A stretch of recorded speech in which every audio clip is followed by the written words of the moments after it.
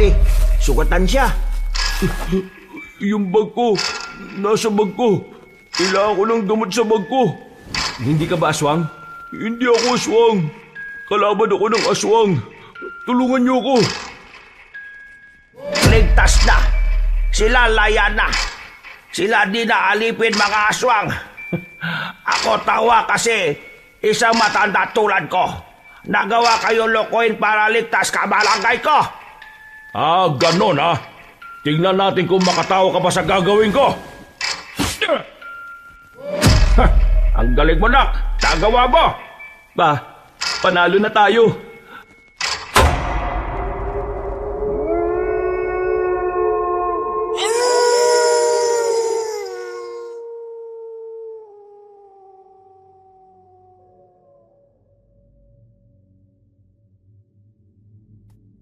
Isang mapagpalang araw po sa inyo, kabanong, pati na rin sa lahat ng mga kaabangers at lahat ng mga kayanggaw.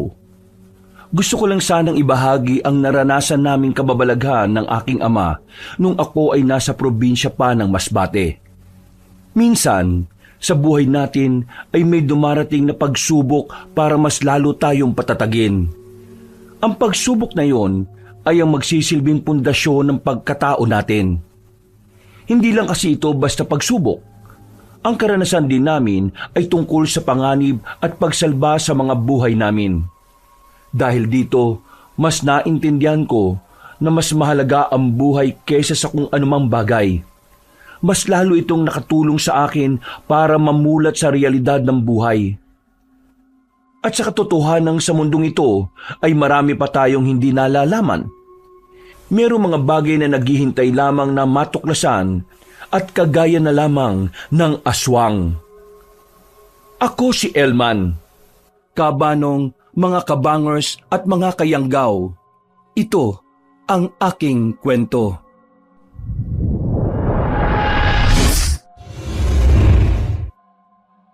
Bago nga pala magsimula ang ating kwento, sana'y mapindot nyo muna ang subscribe button at ang notification bell para lagi kayong nanonotify pag may bago tayong mga kwento. At huwag nyo rin kalilimutan mag-like at comment. Napakalaking tulong po ito sa ating channel para mas makapagatid pa kami sa inyo ng mga magaganda at mga nakakapangilabot na mga kwento. At ngayon, sa ating pagpapatuloy. Ila, ano ba itong mga tanim din niya? Gumagapang na papunta sa bakuran ko, oh. Nakakairita na. Ay naka, asensya ka na. Puputulin ko naman sana yung kahapon. Kaso naging abala kami ng anak ko sa paglalako ng... Ay naka, putulin mo na. Kasi naglilinis ako ng bakuran ko. Naiirita ako dyan. Nakakainis. Yung mga tanim nyo, palagi na lang lumalabas sa bakuran ninyo. Anong gusto mong gawin ko, Fatima? Nilalagyan ko naman ng baging kaso gumagapang pa rin sila eh. Gusto mo bang pagalitan ko yung mga halaman na yan para hindi na sila gumapang? Aba, pilosopo ka pang tao ka. Akala mo nakakatuwa ka? Ikaw kasi, palagi mong pinag-iinitan ng mga tanim ko. Wala namang ginagawang masama yung mga tanim ko sa'yo. Ewan ko ba sa'yo, bakit palagi ka nalang galit? Kasi, nakakasira na kalikasan yung mga tanim mong gumagapang. Bakit ba kasi hindi na lang kayo umalis dito? Hindi nyo naman pamamahay ang tinitiran nyo? Oh, iba na yung sinasabi mo. Hindi na maganda yan ha? Nami-personal ka na, Fatima. Bakit? Totoo naman Bahay yan ng kapatid mo at isasauli niya sa pamunuan ng baryo natin kasi wala na siya. Kaya umalis na lang kayo dyan para wala nang nakakairita rito. Teka, sandali. Aling Fatima, mukhang mali naman yung sinasabi nyo Nakausap namin si Kapitan nung nakaraang buwan. Siya mismo nagsabi na ayos lang ang tumira kami rito dahil kapatid naman ni Papa yung may-ari. Ano bang pinuputok ng butsi nyo? Lahat na lang napapansin nyo. Para lang magkaroon kayo ng dahilan para magalit sa tatay ko. May gusto ba kayo sa tatay ko? Kadiri! Tumigil ka nga sa sinasabi mo. Ang pangit-pangit ng ama mo. Parang mukhang matching yan tapos sasabihin mo may gusto ako sa kanya. Hiba ka na ba? Mana ka talaga sa ama mo. Hindi ka rin nag-iisip. Magdahan-dahan kayo sa pananalita, Aling Fatima. Paano magiging pangit ang tatay ko? Tingnan nyo naman ang gwapo ko. Kanino pa ba ako magmamana, di sa tatay ko? Tigilan nyo na si Papa, ha? Kahit na kailan, si Mama lang ang gusto niyan, kahit wala na siya. Hindi ka makakaroon ng tsansa sa tatay ko. Kaya huwag ka nang magpapansin, no? Habang nagpapapansin ka sa kanya, mas lalo ko lang iniisip na may gusto ka talaga sa airpot ko eh. Hay! Kadiri! Kadiri ka! Sobrang kadiri! Kung makapagsabi ka ng kadiri, akala mo naman ang ganda-ganda mo. Mukha ka nga talampakan na puro kalyo eh. Hay! Anong sinasabi mo? Totoo naman Mukha kang kalyo na may konting tao. Kaya wala kang karapatan na manglait ng iba, ha? Hindi ka maganda. Aba, pagbabayaran mo tong sinasabi mo sa akin. Gagawa ko ng paraan para tuluyan na kayong mapalaya sa balyong ito.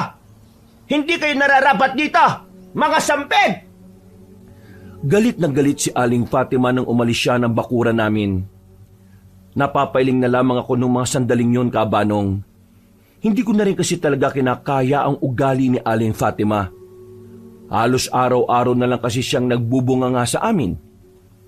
Kahit wala namang magandang dahilan, palagi niyang inaaway ang tatay ko. Gulong-gulo na ako sa kanya, pero hindi ko na lang masyadong pinapatulan. Sinasabi lang palagi sa akin ng tatay ko na hayaan at intindihin na lang. Pero nung hapon na yon ay hindi na talaga ako nakatiis. Pa, sabihin mo nga sa akin, ano ba talagang problema na matandang yun sa'yo? Mula nung dumating tayo dito nung nakaraang taon palaging mainit ang ulo nun sa'yo. May ginawa ka ba sa taong yon na hindi mo sinasabi sa akin? Sige na nga. Sasabihin ko na sa'yo. Nung nabubuhay pa kasi ang tiyuhin mo, na-award sa kanya itong bahay. Itong si Fatima at yung asawa niyang nasa ibang bansa, balak sana nilang kunin itong lupa na ito para gawin nilang tindahan. Ang kaso, ay tiyo mo nga na-award. Kaya ayun, mula noon, galit na sila sa tiyuhin mo. Nung mawala ang tiyuhin mo, akala nila ay makukuha na nila tong lupa at bahay. Pero bigla tayong pumasok sa eksena. Kaya ayan, galit na galit. Yung asawa nga niya nakausap ko sa telepono, minura pa ako di minura ko din, nagburahan kami.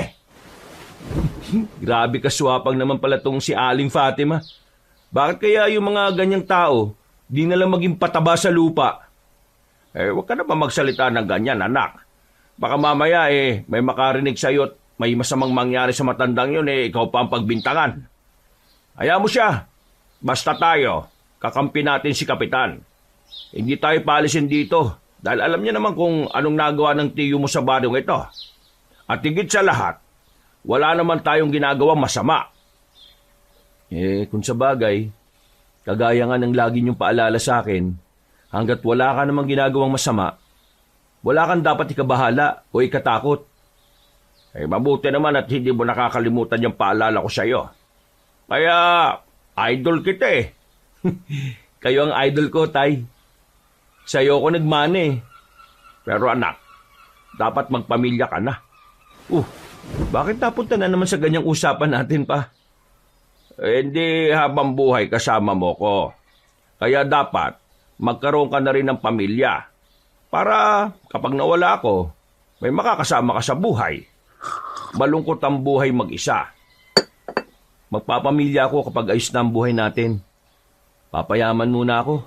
Tapos, ipaparanas ko muna sa iyo lahat ng mga dapat mong maranasan. Kagaya ng ano? Kagaya ng maligo sa baryang 1,000,000. Sira ulo ka talaga. Alam mo, mabuti pa. Tulungan mo na lang akong magsalansa ng mga kalamansi. Alisin ng mga nabubulok para walang makasama sa ilalako natin bukas. Sige po. Ako nang bahala doon pa. Ikaw magpahinga na muna. Tinapik ako sa balikat ni Papa at saka pumasok na rin siya sa loob. Ako naman dumiretso na muna sa likod bahay. Meron kaming isa pang maliit na bahay roon kung saan doon naman iniimbak ang mga gulay namin. Pagpasok ko sa loob, nakarinig ako ng sumisitsit sa labas ng bakuran. Napakamot na lang ako sa ulo nang makita ko ang pagmumukha ng kababata ko. Ano na naman bang kailangan mo, ha?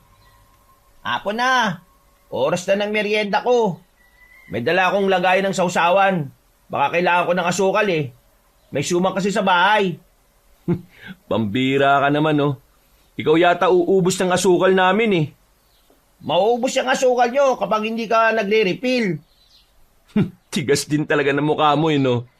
O sige na. Teka, diyan ka lang ha. Pasok ako ha. Oh, bisit ka. Sumakit sana ipin mo sa asukal na yan. Ang sweet mo naman kasi sa akin eh. Ay, siya nga pala pre. Baka bukas eh, pumunta dito si mama. Kukuha siya ng maraming gulay. Darating kasi yung tiyahin kong galing sa ibang bansa eh. Alam mo na, kapag may kamag-anak na magyayabang sa pamilya namin, kailangan tapatan ng nanay ko. Papalamunin yata ni mama ng maraming gulay para tumino eh. At hindi maging matapobre. Anong gulay ba ang kailangan ng mama mo? Basta, bukas bahala na kayo mag-usap. Ganitong oras din. O sige na, umalis ka na. May gagawin pa ako eh. Gusto mo ng tulong? Di na, kaya ko na to. Umuwi ka na't makakainin na naman ng tatay mo yung suman mo. Salamat ha. O paano? Bawi ako sa iyo sa susunod. Di na kailangan, no? Asukal lang naman yan eh. Natatawa pang naglakad paalis ang kaibigan kong si Baste. Si Baste ay matalik kong kaibigan at pinakamalapit kong kababata. Sa lahat ng mga kababata ko, ay siya lang ang talagang masasabi kong totoo, kahit madalas niya akong bisitin. Mabuti ang samahan naming dalawa. Kung minsan nga, napagkakamalan na kami ng mga tao na magkapatid. Tinapos ko ang ginagawa ko ng mabilis. Pagsapit ng dilim, pinagsaluhan namin ng tatay ko ang sinasabing kalabasa na may kaunting karne. Kontento na kami ni Papa sa ganoong pagkain. Mas maganda pa nga yun dahil masustansya ang kinakain namin. Kinabukasan ng umaga, maaga naming nilabas at nilagay sa maliit naming karton ang mga gulay na ilalako namin. Maganda ang bungad ng araw sa amin, lalo na't hindi namin nakita ang pagmumukha ni Aling Fatima. Kumusta ang tulog mo kagabi, Elman? Ayos naman o. Bakit o? Sigurado ka ba? Bakit? Nanaginip ba ako?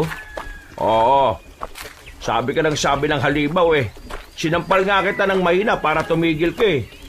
Oh? Hindi ko alam. Wala akong matandaan eh. Eh baka nananaginip ka lang ng masama. Pero may mga oras talaga na hindi mo na yan matatandaan eh. Siguro mukha ni Aling Fatima yung nakita ko sa panaginip ko. Kaya ako nasabi yun. Loko-loko ka talaga. Baka babaya eh, kumakain yung tao eh, bigla na lang masabit. Tumigil kami ni Papa sa harapan ng barangay. Maraming tao roon. Hindi namin alam kung ano ang meron, pero hindi na rin kami nagsayang ng oras para makichismis. Pinagpatuloy na lang namin ang paglalako. Bandang 12:00, marami-rami na rin kaming naibenta. Kahit papaano, pumaldo na rin kami ni Papa. Balak na sana namin umuwi ni Papa nung tanghaliang yon, pero meron kaming nadaanan na isang baryo. Malayo na yun sa amin kaya hindi namin kabisado ang baryo na yon. May baryo pala dito, Pa? Oo nga eh. Kasi ngayon lang naman tayo dumaan dito, kaya ngayon lang natin nakita. O sige, pasok tayo para maubos tong mga tira. O sige, mas maganda nga yun. Sa bungad pa lang ng baryo, nakita na namin ang mga tao na nasa kanilang bakuran. Hindi namin alam pero parang natataranta sila nang makita nila kami. Para bang takot sila sa tao. Pero nang makarating na kami sa bandang gitna, medyo maayos at hindi na weirdo ang mga naroon. Ilan pa nga sa kanila ang lumapit sa amin para bumili ng tinda naming gulay. Hindi nagtagal, mga pechay na lang ang natira sa kariton namin. Isang matandang lalaki ang lumapit sa amin at sumilip pa sa kariton. Kayo ba dayo dito sa aming lugar? Nagkatingin na kami ni Papa. Hindi kasi namin inakala na ganun siya magsalita. Dahil doon, alam na namin na hindi siya purong Pilipino. Pero hindi namin alam ang eksaktong lahi niya kaya si Papa na ang kumausap sa kanya. Dahil lang pre. Naglalako lang kami ng gulay. Ikaw, taga rito ka ba? Ano nga palang lahi meron ka? Para ka kasing Hapon o Inchik kasi singkit ka. Ako kalahati Inchik, kalahati Pinoy. Ako tagal na rito Pilipinas. Dito na ako tatanda. Kaya pala. Yan na lang inyo tinda. Kuha ko na yan. Sakto ako luto ulam ngayon. Ay sige o. 50 na lang ho lahat yan. Hindi ako hingi tawad. Ako negosyante din noon. Kaya alam ko ang tawad gawain lang mga kuripot. At saka ayaw ko kayo lugni. Kaya tawad-tawad, hindi po pwede sa akin. Ay maraming salamat to. Huwag ko kayo mag-alala. Bukas babalik po kami ulit dito para mas maraming gulay ang mabili ninyo. Siya nga pala. Pilu pala ang pangalan ko. Ito naman ang anak ko na si Elman.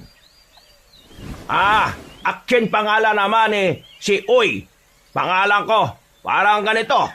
Uy, akin utang pera pero ako di napapakita sa iyo, ha? Aba, ayos tong Inchik na to Joker rin pala. Paano? Ako alis na. Ako luto pa pagkain. Ako inyo pasalamat madami, ha? Sige, maraming salamat din ho. Palis na sana matandang Inchik nang biglang may mga dumating. Ang mga taong nasa paligid ay kanya-kanyang pasok sa kanilang mga bakuran para silang mga natatarantang pusa. Napansin din namin si Mr. Uy na parang hindi alam ang gagawin.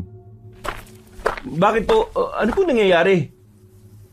Don Luis, dito na baryo. Don Luis, tinitingala dito. Siya may-ari baryo na tirahan namin. Nako, uwi na ko. Baka kayo pagalitan. Uwi na rin kayo. Hindi na kami nakalis sa kinatatayuan namin na makalapit na ang mga yon. Napatingin ako sa mukha nila. Lalo na sa matandang lalaki na nakasuot ng magarang damit. Maputla ang balat nila na parabang hindi sila naaarawan. Don Luis, sila tindalang gulay. Di sila tagal nito. Dayo sila na tinda gulay. Wala sila gawa masama. Magandang tangali po. Tama pong sinabi ni Mr. Uy. Napadaan lang po kami dito para ipaubos ang tinda namin. Alam niyo ba kung nasaan barangay kayo? Narito kayo sa Barangay Pag-asa. Ang baryong pagmamay-ari ko. Nasabi nga ho ni Mr. Uy sa amin. Pasensya na ho kung wala kaming paalam. Ayos lang. Nagtitinda lang naman kayo. Ang ayaw ko lang yung makikialam kayo sa buhay ng mga naririto. Hindi po. Tinda-tinda lang po talaga. Wala po kaming balak na makipagkaibigan sa kanila kasi parang ayaw din naman po ng mga taga rito ng mga dayo. Mabuti nang nagkakaintindihan tayo. Tagasag baryo ba kayo? Malayo po Sa baryo Magsilang po kami. Ganun po kalayo yung nilalakad namin para ilako yung mga tinda namin. Sige na, makakaalis na kayo. Mr. Uy, sumama ka sa akin at may sasabihin ako sa iyo. Ako sama sa iyo, Don Luis. Teka lang, saglit lang ha. Naglakad na sila kasama matandang Inchik. Napatingin pa ako habang papalayo sila. Sa hindi ko maipaliwanag na dahilan, parang may nararamdaman akong hindi tama. Iba ang kutob ko sa Don Luis na yon. Hindi ko lang talaga matukoy kung ano. Bakit anak? May problema ba? Wala naman po pa. Tara na po.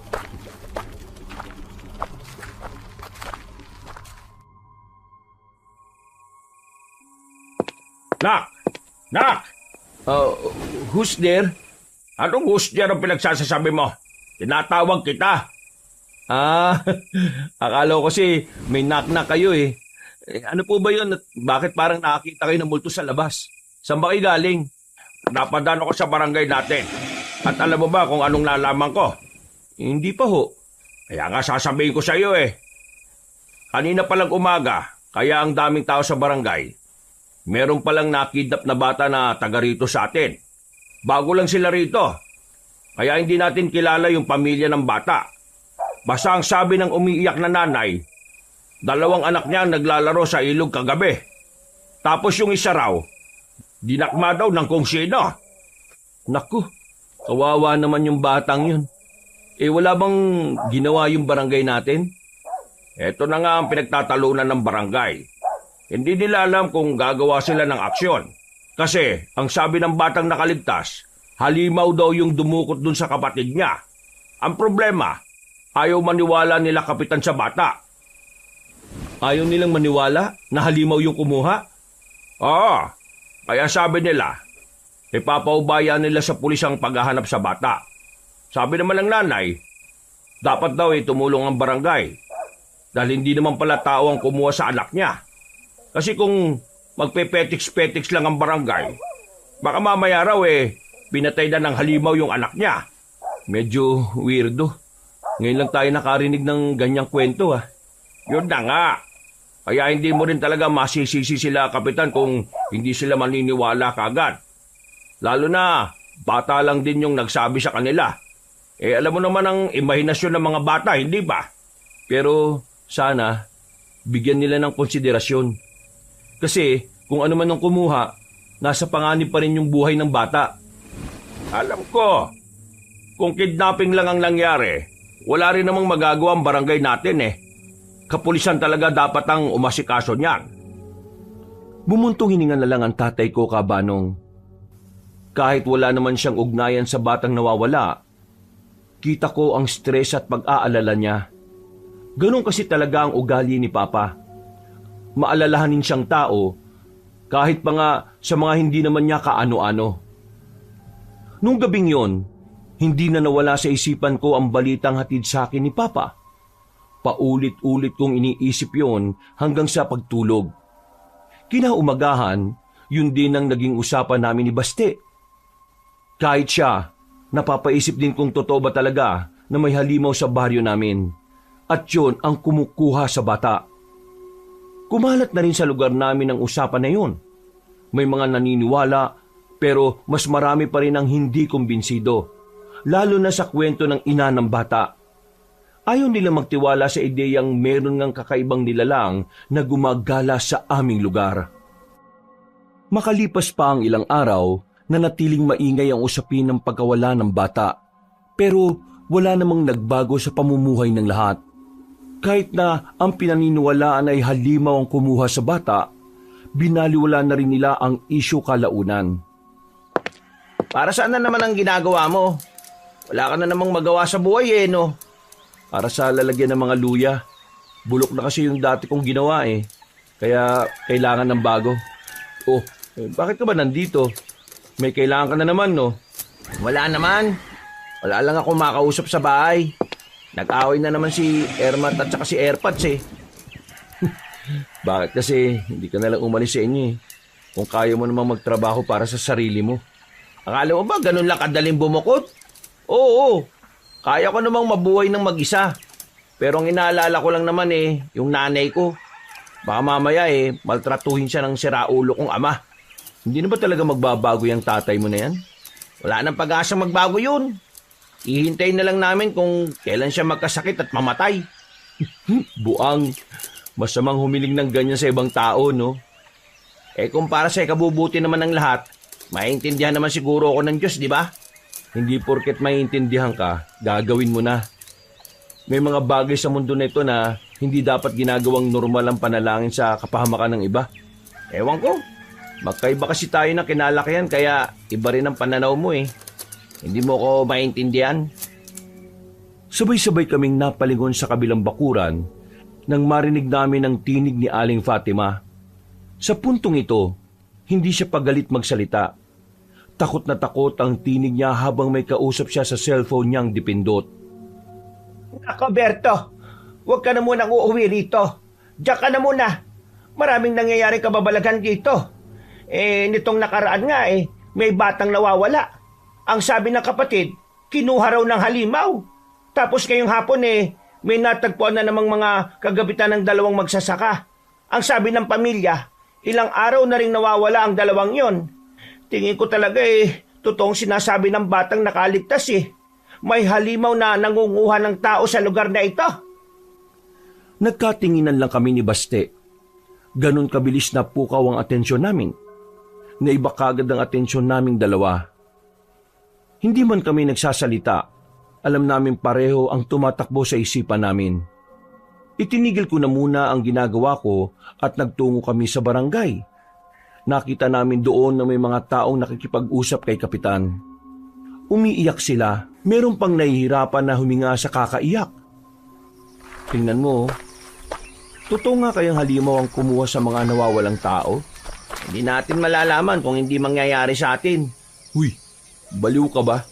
Anong gusto mo? Magpakuha tayo kung sino man yon? Joke lang. Pero tingin ko talaga, totoo yung pre. Ang tanong dito, aaksyon na kaya yung barangay natin? Yung mga pinagsabihan pulis nung nakaraan, wala namang ginawa rin para mahanap yung bata Nag-iimbestiga raw, pero wala namang balita kung ano nang nangyayari sa investigasyon. Kung ano o sino man yung gumawa na yon, mag-iingat ka na lang pre, pati na rin ang pamilya mo. Mas maganda nang naghahanda tayo. Kayo rin pre, hanggat maaari, huwag mong iiwan tatay mo o huwag mong hayaang maglakad mag-isa sa daan. Pumasok kagad sa utak ko ang tatay ko. Hanggang sa mga oras kasi na yon, hindi pa rin nakakabalik si Papa mula sa paniningil ng mga may utang sa kanya. Kaya naman, agad akong nagpaalam kay Baste. Umuwi ako ng bahay at sakto namang kauuwi lang din pala ni Papa. Nakahinga na ako ng maayos. Mukha namang walang nangyaring masama sa kanya, kaya napawi na rin ang pangamba ko. Kinabukasan, maaga na naman kaming umalis ng tatay ko. Mga bagong pitas pa mula sa taniman namin ang mga ilalako namin. Bago pa kami nakarating ng Barangay Pag-asa, kakaunti na lang ang natitirang gulay sa kariton namin.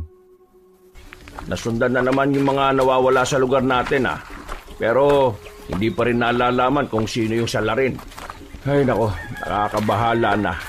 Dapat talaga kumilos na rin yung barangay natin Ikaw pa, naniniwala ka bang halimaw yung nambibiktima? Naniniwala akong may halimaw. Pero hindi ko pa masabi kung halimaw nga ba yung nambiktima. Mahirap magsalita Pero kung ikaw naniniwala ka na halimaw yon, wala namang problema sa akin. Paano kung aswang pala? Aswang? Pwede rin naman. Pero mas maganda kung sigurado tayo. Oh, ayun na pala. Malapit na pala tayo Mas binilisan na namin ang pagtutulak ng kariton nang matanaw na rin namin ang arko ng Barangay Pag-asa. Pagpasok namin sa barangay na yon, hinanap agad namin si Mr. Uy. Siya kasi ang prioridad namin bentahan dahil mahilig siyang maggulay. Habang nagtutula kami ng kariton, nagtataka kami kung bakit puro kabataan lang ang nakikita namin sa mga bakuran. At karamihan pa sa kanila ay naglalaba, nagsasaing, nagsisibak, at ang iba pa ay nagbubuhat ng mabibigat. Sobrang abala nila sa murang edad. Parang wala yung mga matatanda ngayon Ano bang meron? Kaya nga Si Mr. Uy kaya makikita natin dito. Sayang naman kasi itong dala natin. Para pa naman to sa kanya. Libutin na lang muna natin tong barangay na to. Baka naman nandyan lang siya sa tabi-tabi. Kabanong, hindi ko alam kung bakit nakakaramdam ako ng pagkailang habang nagtutala kami ng kariton. Yung mga tingin kasi sa amin ng mga bata ay parang may gusto silang sabihin. Baka sa mukha nila yung pangamba at takot na hindi namin maintindihan kung saan nagmumula. Hindi na lang namin pinansin ng mga bata. Pinagpatuloy namin ng tatay ko ang pagtutulak hanggang sa meron pang isang bata na sumalubong sa amin. Isang batang payat, marumi ang pananamit. Wala pa siyang tsinelas. Kuya, tulungan niyo po kami. O bakit? Anong problema? Kasi po yung Mama at papa ko po, nasa minahan po sila. Ginagawa. Pambihira! Ikaw bata, punta sa inyo ha! Ikaw bakit labas? Pag ikaw kita ni Don Luis, ikaw malalagot. Uwi! Uwi sa inyo! Bilis, uwi! Napapailing na lang ang batang lalaki at saka tumakbo na rin paalis. Bumuntong hininga na lamang ang matandang inchik. Lumapit siya sa amin at sumilip sa mga natitira naming tinda. Napangiti. Masaya siyang makita kami ulit. Talaga kayo balik dito para tindang gulay, ha? Kagaya nga ng pinangako ko, babalik kami rito. Kaya nga lang kakaunti na lang ulit. Nabawasan kasi ng nabawasan bago kami makarating dito Wala problema sa akin. Bibiling ko lahat tira na yan. Mr. Uy, napansin ko lang, no? Bakit parang puro bata ang naririto ngayon? Nasaan yung mga magulang nila? Bakit sila yung mga kumikilos? May naglalaba, may nagsasaing, tapos may nagsisibak. At ang iba pa kung ano-ano ginagawa. Wag sila pansin. Hayaan nyo sila. Mas maganda, kayo tinda na lang. Sige, kuha ko na lahat yan. Hindi na ako nagsalita ng sandaling yon, Kaabanong. Habang si Papa at si Mr. Uy ay parang magkaibigan lang kung mag-usap. Sinuyot ko ulit ng tingin ng buong paligid. Nakita ko ulit ang mga batang naroroon. Nakatingin din sila sa akin. Hindi ko alam kung bakit para talaga silang nababahala. Lalong-lalo na yung batang lumapit sa amin. Noong mga sandaling yon, may masama na akong kutob. Malakas ang inala ko na meron talagang ibang nangyayari sa lugar na yon. At sa tingin ko, Kaabanong, may nalalaman doon ang matandang inchik. Paglabas namin ng barangay na yon, tinanaw ko ulit ang mga bata. Nakatingin pa rin sila sa amin na parabang gusto nila kaming bumalik. Huwag ka mag-alala, anak. Kung anong iniisip mo, iniisip ko rin. Anong ibig mong sabihin pa? Nagtataka rin ako kung nasaan ang mga magulang nila. At napapaisip din ako kung ano yung sinabi ng bata kanina. Pa, tingin ko talaga may mali sa barangay Pag-asa Kung ano man ang meron doon, hindi na natin yun kailangang alamin pa. Tayo nagbebenta lang ng gulay. Wala tayong kinalaman sa kung ano man ang meron sa kanilang barangay. Pero pa, paano kung may nangyayaring pang-aabuso? Anak, may mga bagay sa mundong ito na hindi na dapat natin pinakikialaman. Lalong-lalo na kung sangkot dito yung kapakanan at kaligtasan ng nakararami. Lalong-lalo natin. Paano kung may dahilan talaga kung bakit tayo napatpad sa barangay Pag-asa? Hindi ba parang Elman? Tama na. Ayoko magkaroon pa ng problema ang buhay natin. Hayaan natin silang umayos kung ano man yung problema nila. Bumuntong hininga na lang ako, Kaabanong. Pero sa loob-loob ko, hindi ako sang-ayon sa sinabi niya. Pakiramdam ko kasi noon, Kaabanong, may tamang dahilan kung bakit namin nakita ang mga yon. Pakiramdam ko, may kailangan akong malaman at may kailangan akong gawin. Yung mata ng mga batang naroon, parang pilit akong hinihikayat na magkaroon ng pakialam. Nararamdaman ko ang lungkot at takot sa kung papaano nila ako tingnan. Nakauwi kami ng bahay namin nang wala akong ibang iniisip kundi yun lang. Magulo ang utak ko, pero pinipilit ko na lang na burahin yon sa isipan ko. Sigurado ka ba sa gagawin mo, pre? Baka mamaya dyan kayo magkagalit ng tatay mo. Pre, yun lang yung naisip ko na paraan para matahimik tong kalooban ko Tingin ko kasi talaga, kailangan ng mga batang yun ng tulong. Di ba sinabi mo kaninang merong namumuno sa kanila na Don Luis yung pangalan? Paano kung makabangga mo yun sa ginagawa mong yan? Paano kung mapahamak yung mga bata tapos wala akong ginawa? Pre, baka patayin ako ng konsyensya ko. Ang hirap na may kaya kang gawin pero wala kang ginawa. Tapos bigla silang napahamak. Paano kung wala naman talagang nangyayaring masama doon at masyado ka lang talaga nag-iisip? Basta, bukas Total, wala naman kaming tinda ni Papa. Pupunta ako mag-isa doon. Mag-iimbestiga ako. Kapag may nalaman akong hindi tama, isusumbong ko kagad sa kinauukulan. Gusto mo ba ng kasama? Bigyan mo lang ako ng pera, sasama ako. Wag na. Madadamay ka pa eh. Hindi, seryoso. Delikado yan, pre. Oo, alam ko naman yun eh. Kaya nga, wag kang sumama. Huwag ka kasing tumuloy. Bayan? Hindi nga pwede. Buo na desisyon ko. Tingin ko, Diyos mismo ang nagsasabi sa akin na tumuloy ako. Kaya, hindi na ako aatras. Pambira naman to. Ginamit mo pa talaga ang Diyos sa katigasan ng ulo mo ah. Pagkatapos ng pag-uusap namin na yon, ay pumasok na rin ako sa bahay at nagpahinga. Masarap ang tulog ng tatay ko. Habang ako naman, hindi pa rin tumatahimik ang mga tumatakbo sa utak ko. Kapag naaalala ko ang mukha ng mga bata, lalo na ng batang lumapit sa amin, mas lalo kong nag-alala para sa kanila. Sabi nila, habang tumataas ang interes mong malaman ang isang misteryong bagay, mas tumataas din daw ang tsansa na may dala itong kapahamakan. Pero sa kaso ko, hindi ko yun naiisip. Parang malakas ang loob ko sa kung anuman ang magiging resulta ng binabala kong gawin. Kinaumagahan, hindi kami naglako ni Papa. Kailangan pa kasi naming maghintay ng ilang araw para pwede nang anihin ang iba pa naming tanim sa likod bahay. Kakagising ko lang noon nang marinig ko ang boses ni Aling Fatima. Kasagutan na naman niya si Papa kaya naisipan kong lumabas na rin. Kaya siguro nawawala yung mga galon ko rito sa bakuran ko eh. Kasi kinukuha mo para paglagyan ng mga tanim mo na. Ay, wag mo akong pinagbibintangan, Fatima, ha? Wala akong kinukuha sa'yo. At mas lalong hindi ako magnanakaw. Paano hindi kita mapagbibintangan? Nung nakaraang buwan nga nakita ko dyan yung walis ting-ting ko.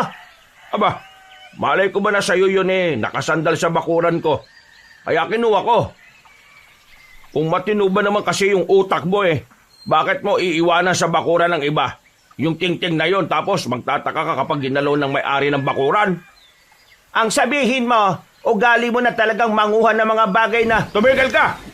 Kahit na hindi kami mayaman hindi ko kailanman naisipang magnakaw. Baka ikaw ang magnanakaw. Matagal mo nang gustong angkinin ng lupa't bahay na tinitirhan namin Samantalang sa kapatid ko ito nakaawad. Ikaw ang sakim. Hindi naman talaga sa inyo yung lupang yan Noon pa man, sa amin na yan dapat. Pero umikse na lang yung kapatid mo. Mawalang galang na po Pero, kailan niyo ba matatanggap na kahit na kailan, hindi na mapapasa inyo itong bahay at lupa ng tiyuhin ko? Hindi porke may pera kayo mabibili nyo na kagad ito. Hindi pa kayo nakontento? Ang lawak-lawak na ng bakuran nyo. Sinakop nyo na nga yung kabilang bakuran porke walang nakatira Hay, huwag kang makikisali rito Elman ha. Wala kang alam sa usapang matanda. Anong walang alam? Anong tingin nyo sa akin, bata? Hindi ako tanga para hindi maintindihan ang pang-aabusong ginagawa nyo sa amin Matagal na akong nananahimik sa mga ginagawa mo Akala mo ba, hindi ko alam na nagpetisyon ka sa barangay at nagpapirma ka sa mga tao para mapalayas kami? Ang kaso, walang pumirma kahit na isa.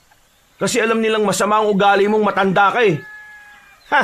Kaya pala ganyan ka magsalita? Walang modo? Walang galang? Walang respeto? Manang-mana ka sa ama mo? Hindi na ako magtataka kung bakit walang babaeng napatol sa'yo. Kasi bukod sa wala kang pera, wala ka rin magandang ugali.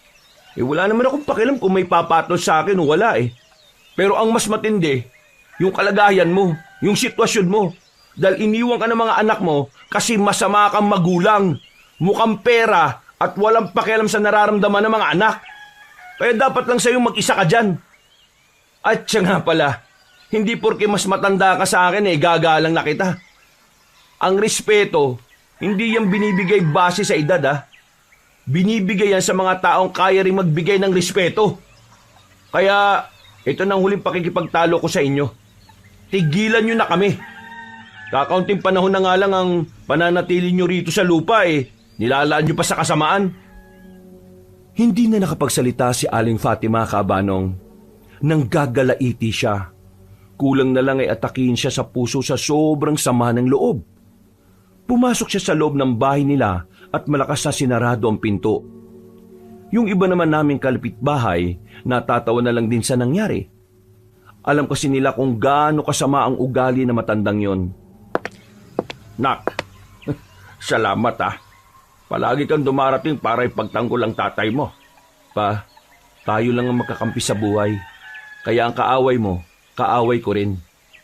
Hindi ko hahayaan na inaabuso kayo ng ibang tao dyan. Wala akong pakialam kung sino pang makabangga ko. Ewan ko ba kasi sa matandang yan. Paulit-ulit na lang ang pinagtatalunan namin. Parang hindi siya napapagod eh. Siguro sa susunod, isumbong na natin kay Kapitan. Hindi na kasi nakakatuwa yung palagi siyang nag-uumpisa ng pagtatalo eh. Tumango na lang si Papa sa sinabi ko, Kabanong. Sabay na lang kaming nag-almusal sa bakuran namin. Pagkatapos, inutusan na muna ako ni Papa na magpunta sa bayan para mamili ng karne.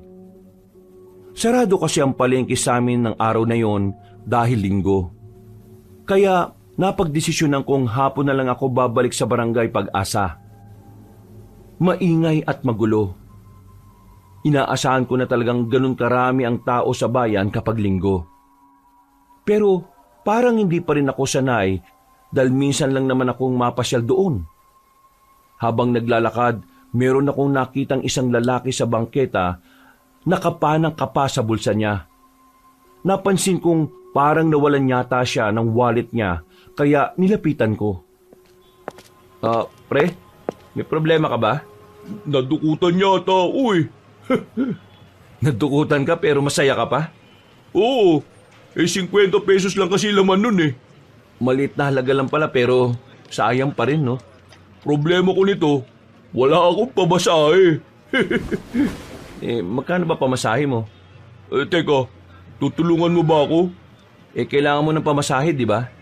Ang ibig ko sabihin, hindi mo naman ako kilala, bakit mo ako tutulungan? Yung kasi ang turo ng tatay ko eh. Kapag may nangangailangan ng tulong, tulungan.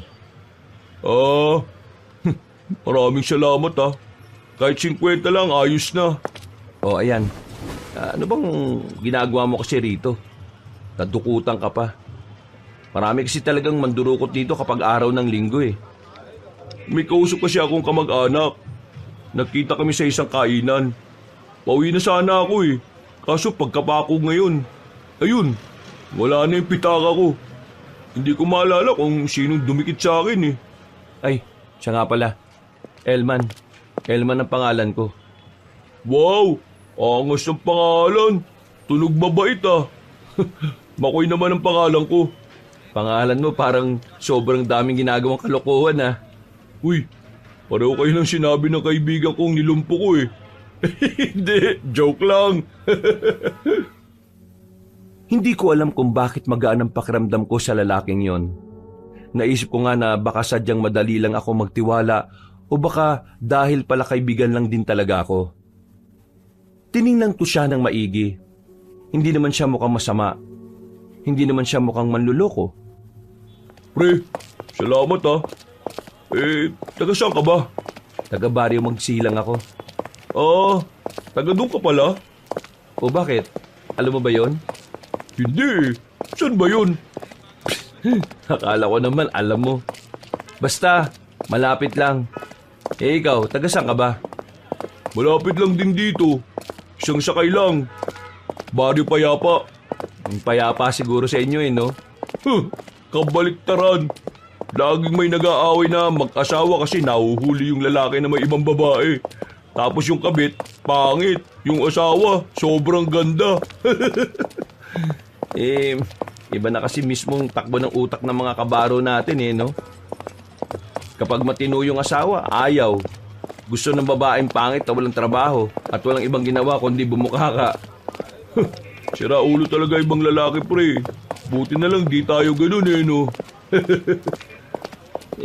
Pre, nakakilala na ba tayo nun? Para kasing kung mag-usap tayo kilala natin yung isa't isa eh. Baka kasi iisa tayo ng vibe. Napapailing na lang ako pero natatawan na rin ako, Kabanong. Hindi ko kasi inakala na may makakausap akong tao na gaya niya. Bibihira na lang kasi yung mga taong gano'n na sobrang daling pakisamahan. Dahil sa kadaldalan niya, medyo nakalimutan ko pansamantala ang mga iniisip ko tungkol sa Barangay Pag-asa. Nang sumakay na siya sa jeep, kumuhay pa siya sa akin at tuluyang umandar papalayo. Lakas din ng amats ng isang yun Pero ayos Ang bilis ko siyang nakasundo Sana makita kami ulit. Matapos kong mabili ang mga karne, ay agad na rin ako umuwi sa amin. Naging abala kami ni Papa nung tanghaling yun. Anibersaryo kasi na kamatayan ni Mama. Dumalo kami sa sementeryo na malapit lang din naman sa amin. Pagkatapos, kumuha na lang ako ng tamang pagkakataon para makaalis. Nakakamiss ang mama mo no? O siguro nabubuhay pa siya ngayon. Baka pinagpapapalo na ako nun ng yantok. Ayaw nun na sinusot ko itong sapatos nito kasi masikip na Kaya nga Pero kung nasaan man ngayon si Mama, paniguradong masaya naman na siya Kasi nakikita niyang nasa maayos na kalagayan naman tayong dalawa. Alam mo, mahal na mahal ko mama mo Kahit na anong mangyari, hindi siya mapapalitan sa puso ko. Siya lang ang nag-iisang babae sa buhay ko. Bakit parang ang defensive mo yata pa? Siguro may babae ka, no? Lagot ka kay Mama. Ay, si Raulo, pinagsasasabi mo. Wala akong babae, no? Sinasabi ko ito kasi anniversary ng pagkamatay ng mama mo. Ikaw ba? Kailan ka ba mag-aasawa? Pa naman? Sinabi ko naman sa'yo na wala pa sa isipan ko yan. Baka kasi kaya ayaw mo pang mag-asawa kasi dahil sa akin, Ayaw mo akong maiwan, no? Hindi naman sa ganun pa. Ayaw ko lang talaga sa ngayon. Ikaw ang bahala. Basta ang sinasabi ko lang naman sa'yo, hindi habang buhay kasama mo ko. Kaya kailangan may kasama ka ring tatanda.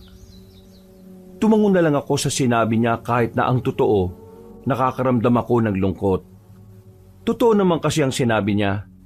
Sa buhay ng tao, palaging malungkot kapag mag-isa ka lang sa buhay. At ang masakit na katotohanan na kailangan kong paghandaan noon ay ang pagkawala niya sa mundo na alam ko rin naman na hindi mapipigilan. Makalipas ang ilang oras, naging abala ang tatay ko sa pagkumpuni ng mga gamit niya. Habang ako, sinamantala ko na ang pagkakataon para makapag-imbestiga sa Barangay Pag-asa. Habang naglalakad ako, ay nakasalubong ko si Baste. Kita ko agad sa mukha niya ang inis at pagkairita. Nakasarado din ang kanyang kamao. Oh, bakit ganyan ang mukha mo? Para kang may kaaway Visit kasi yung tatay ko Anong nangyari? Gagi, nadugo ilong mo Ayos lang to. Ano nga nangyari? Sabihin mo. Nagkasagutan kami. Nagsuntukan kami. Ayun, galit na galit sa akin. Binalis ako ni Mama kasi parang mapapatay ako ng tatay ko sa sobrang galit niya Saan ka pupunta ngayon? Diyos ko ka talaga Sama ako, pre. Baliw. Sa Barangay Pag-asa ako pupunta. Wala akong pakialam kahit sa impyerno ka na pumunta. Basta sama ako. Wala akong mapupuntahan ngayon Sigurado ka ba? Ikaw na nagsabi na delikado tong pupuntahan ko Ano naman kung delikado? Sama mo na ako. Gusto ko magpalamig ng ulo. O di sige, sumama ka. Basta, ayaw ko nung maingay dun Mabubulilyaso tayo kapag nag-ingay ka. Tingin mo sa akin, nasigaw na lang bigla. O di sige, tara na. Sabay na rin kaming naglakad ng mga sandaling yon, Kabanong. Tahimik lang naman si Baste. Pero ramdam ko sa kanya na hindi pa rin nawawala ang kanyang inis. Tinapi ko na lang siya sa balikat. Napangiti naman siya sa akin. Hindi mo ba sasabihin sa akin kahit na anong ginawa niya, tatay mo pa rin siya? Kailangan mo siyang igalang? Ano? Sasabihin mo ba? Gaya ng sinasabi ng iba naming kamag-anak? Ang tatay, hindi nananakit ng anak at asawa. Ang tatay, mahal ang pamilya. Ang mabubuting tatay lang ang ginagalang at hindi ang mga ama na walang respeto sa nararamdaman ng anak niya at asawa. Sino ba kasi nagpauso ng ganyan? Na porki tatay mo, kahit sinasaktan at minamaltrato ka, kailangan mo igalang? Katarantaduhan yan eh. Akala ko kagaya ka ng iba eh. Buti naman hindi. Maayos akong pinalaki ng tatay ko, kaya hindi ganun ang pananaw ko. Nakakatawa lang kasing isipin na yung ibang tao, palagi nilang hinuhusgahan yung mga anak na natutong lumaban. Pero yung mga magulang na naging dahilan kung bakit nagiging palaban yung anak, hindi nila pinapansin eh. Nakatingin lang sila palagi sa kung ano ang pinapakitang mali ng anak. Pero hindi nila inalam kung ano yung pinag-ugatan. Ganun talaga ang lipunan natin, pre. Kasama na sa bulok na sistema yung mas madalas na nakikita yung mali kaysa sa mga mabubuti mong nagawa. At ang masakit pa nun, pre, sa ayaw at sa gusto mo, habang buhay tayong magiging parte ng sistema hanggat walang nagtatangkang baguhin yung nakasanayan na sistema. Ay nako, kapag namatay ako at binigyan ako ng pagkakataon ulit na mabuhay, pipiliin ko na lang na mabuhay sa ibang bansa eh. Ayoko na rito sa Pilipinas. Ang daming bulok. Kung ako naman ang magkakaroon ng pagkakataong mabuhay ulit, Pilipinas pa rin ang pipiliin ko. Kasi sa parte pa lang na binigyan ka ulit ng pagkakataon na mabuhay ibig sabihin lang nun, may kailangan kang gawin para mabago ang mga mali.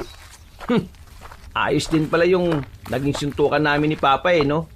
Nagkakaroon tayo ng makabuluhan at malalim na usapan. Sira ulo.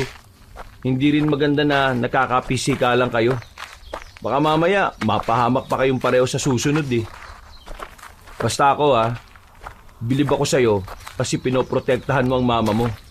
Ay nako, change topic na nga. Ano, malapit na ba tayo? Oo pre, malapit-lapit na tayo. Kaya ihanda mo na yung sarili mo. Binilisan namin ang paglalakad. Maya-maya pa, natanaw na namin ang arko ng Barangay Pag-asa. Tumigil kami sandali. Inayos ko na ang suot kong sombrero. Huminga ako ng malalim. Medyo kabado rin ako noon sa ginagawa namin, Kabanong. Nandito na tayo. Kailangan natin magtago. Kapag nakita nila ako dito, mamumukhaan nila ako Magtataka sila kung bakit ako narito wala naman akong dalang gulay. Basta, ikaw na bahala. Sabi mo lang kung ano ang gagawin. Agad kaming gumilid. Tumingin-tingin kami sa paligid. Sa mga puntong ito, napansin ko na hindi na mga bata ang nasa bakuran. Naroon na matatanda at mga magulang.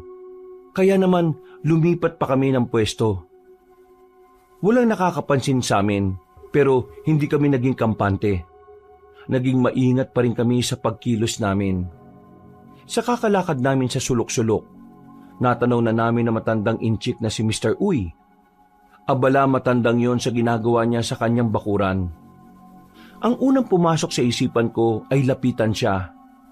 Palagay ko kasi marami talaga siyang nalalaman sa mga bagay-bagay tungkol sa baryo nila at tungkol na rin sa mga taong humahawak ng kanilang lugar. Teka, sigurado ka bang mapagkakatiwalaan niyang matandang yan? Mabait yan. Yan ang isa sa suki namin dito Tingin ko, marami tayong malalaman sa kanya. Hintayin mo na lang ako dito.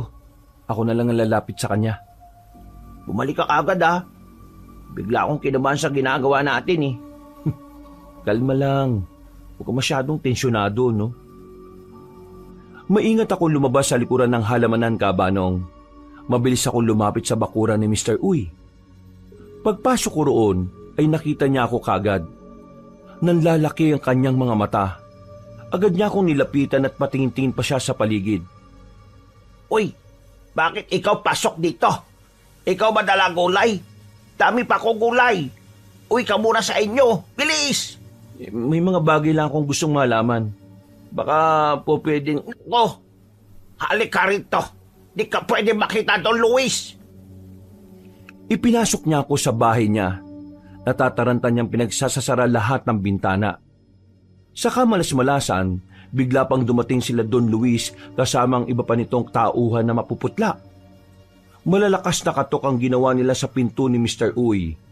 Ako naman ay tinulak niya papasok sa aparador para makapagtago. Sinunod ko na lang ang sinabi niya dahil pakiramdam ko siya ang mapapahama kapag nakita nilang naroroon ako.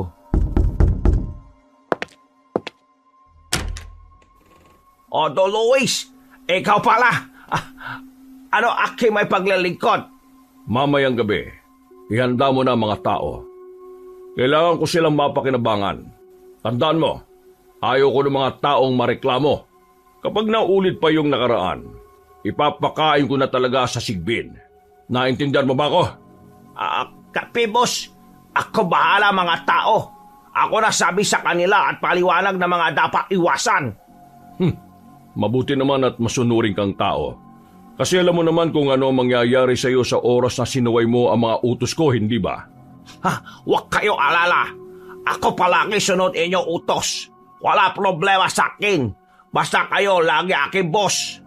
Mas maganda nang nagkakaintindihan tayo. Ngayon, tingin ko naman mahal mo ang buhay mo kaya hindi ka susuway sa akin, hindi ba?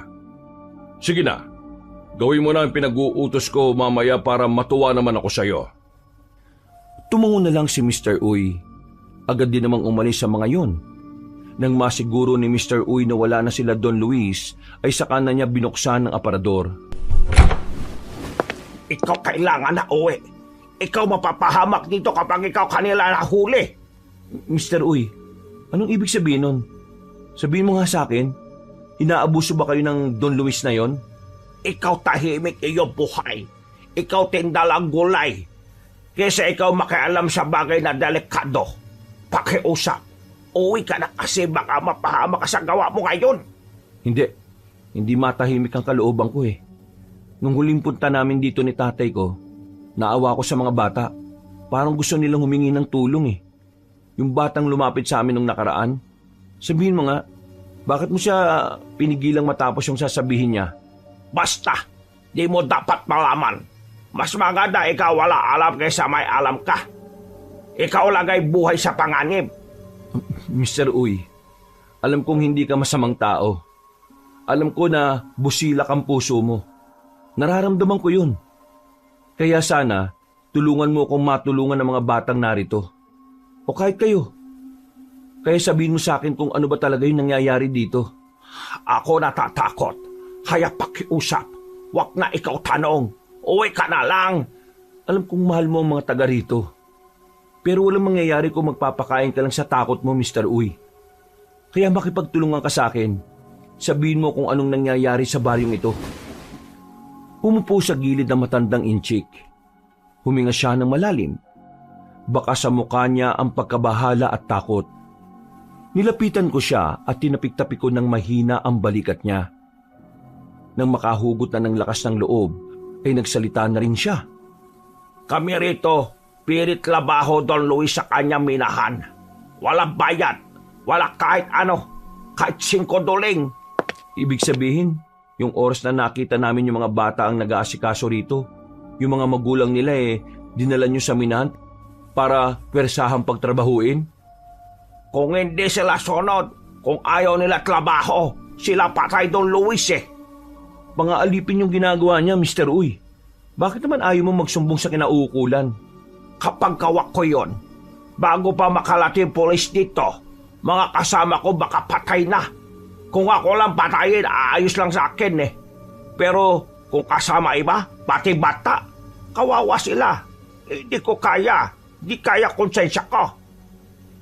Kailangan malaman to ng kinauukulan. Hindi tama ang ginagawa sa inyo. Porque mayaman niyang Don Luis na yan ganyan ang trato niya sa inyo. Hindi pwede. Huwag kasumpong. Hindi mo kilala Don Luis. Delikado. Kilabot ako Kayo ang balahibo ko. Huwag mo gawin yun. Bakit wag? Ano ba yung Don Luis na yan? Diyos ba yan? Don Luis, sa kalaban ng Diyos. Don Luis ay isang Natigil ang sasabihin niya nang makarinig kami ng sigaw sa labas. Pagsilip namin sa bintana, nakita naming may kinakaladkad na sila Don Luis na lalaki. Natatarantang sinarado ulit ni Mr. Uy ang bintana nang mapansing napatingin sa bahay niya ang mga yon. Nako, kailangan mo alis. Dali, alis, uwi na! Sa bintana sa likod ng bahay ako dumaan. Kinailangan ko na talagang umalis noon dahil mukhang naghihinala na sa kanya ang mga tauhan ni Don Luis. Paglabas ko, agad kong ginapang daan papunta sa kinaroroonan ni Baste. Ano yung sumisigaw? May kinukuha yung mga tauhan ni Don Luis na isang lalaki. Hindi ko alam kung anong gagawin nila ron. Anong nalaman mo? Pinupuwersa palang magtrabaho sa mina ng mga taga rito. Walang sahod, kahit 5 duling wala. Parang inaalipin pala sila kung ganon. Oo, ganun na nga. Dapat isumbong na sa mga pulis yan.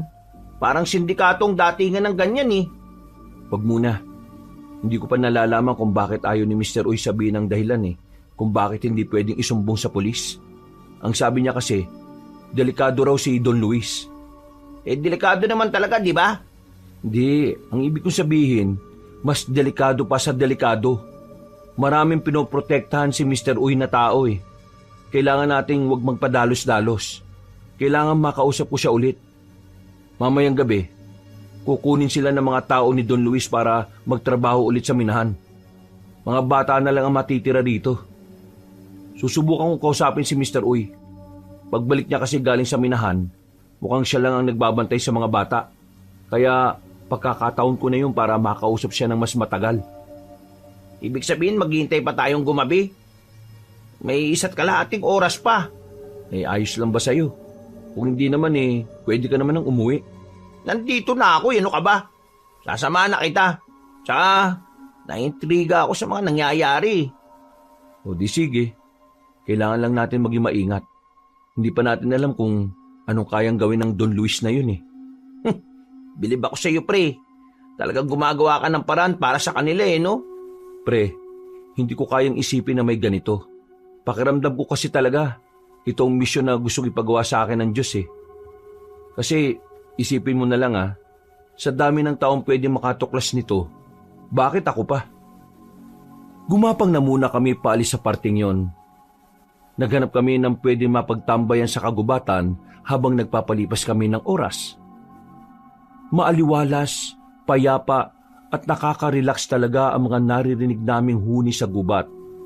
Kaya naman, nakapagpahinga kami ng maayos habang nasa ibabaw kami ng isang malaking bato.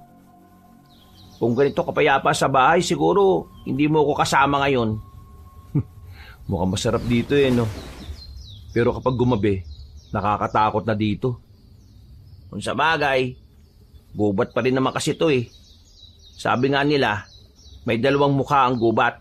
Maamo sa liwanag, nakakatakot sa dilim. Saan man nakuha yung ideya na yan? Sa bagasin, na may bold. Marami kaming napagkwentuhan nung oras na yon, Kabanong. Hindi na namin napansin ang oras. Sumapit na ang dilim sa paligid. Kaya naman, inihanda na rin namin ang sarili.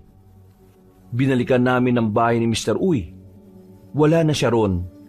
Pagtingin namin sa mga bakuran, tanging mga bata nang nakikita namin kumikilos. Noong mga sandaling yon, ay alam ko na agad na umalis na ang matatanda para magtrabaho sa minahan. Lumapit kagad kami sa bakuran na malapit sa amin. Pero sa halip na kausapin kami ng mga bata, natakot sila sa amin at pumasok sa loob ng bahay.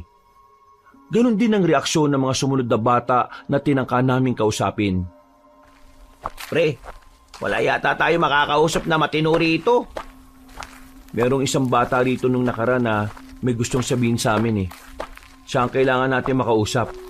Kailangan natin siyang mahanap dito. Saan naman natin siya hahanapin, Aber? Idisuyurin natin yung buong barangay Pag-asa.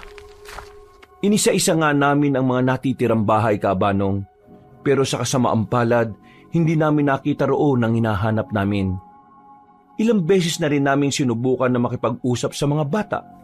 Kaso masyado silang mailap. Hindi nila kami hinaharap. Sumisilip-silip lang sila sa bintana. Baka sa kanilang mukha ang takot. Pre, may tao. Gagi, tago tayo. Hinila ko si Baste papunta sa gilid ng bahay. Pinagsiksikan namin ang mga sarili namin sa kulungan ng mga manok. Pasimple ko silang sinilip. Kasama nila si Mr. Uy. Nang makalagpas na sila sa amin ay nakahinga na rin kami ng maluwag. Buong akala namin ay nakita nila kami. Tingin ko, balik na lang tayo bukas. Oo, siguro nga. Balik na lang tayo. Palis na sana kami noon, pero nakakasalubong namin ang batang tinutukoy ko. Napatingin din sa amin ang bata.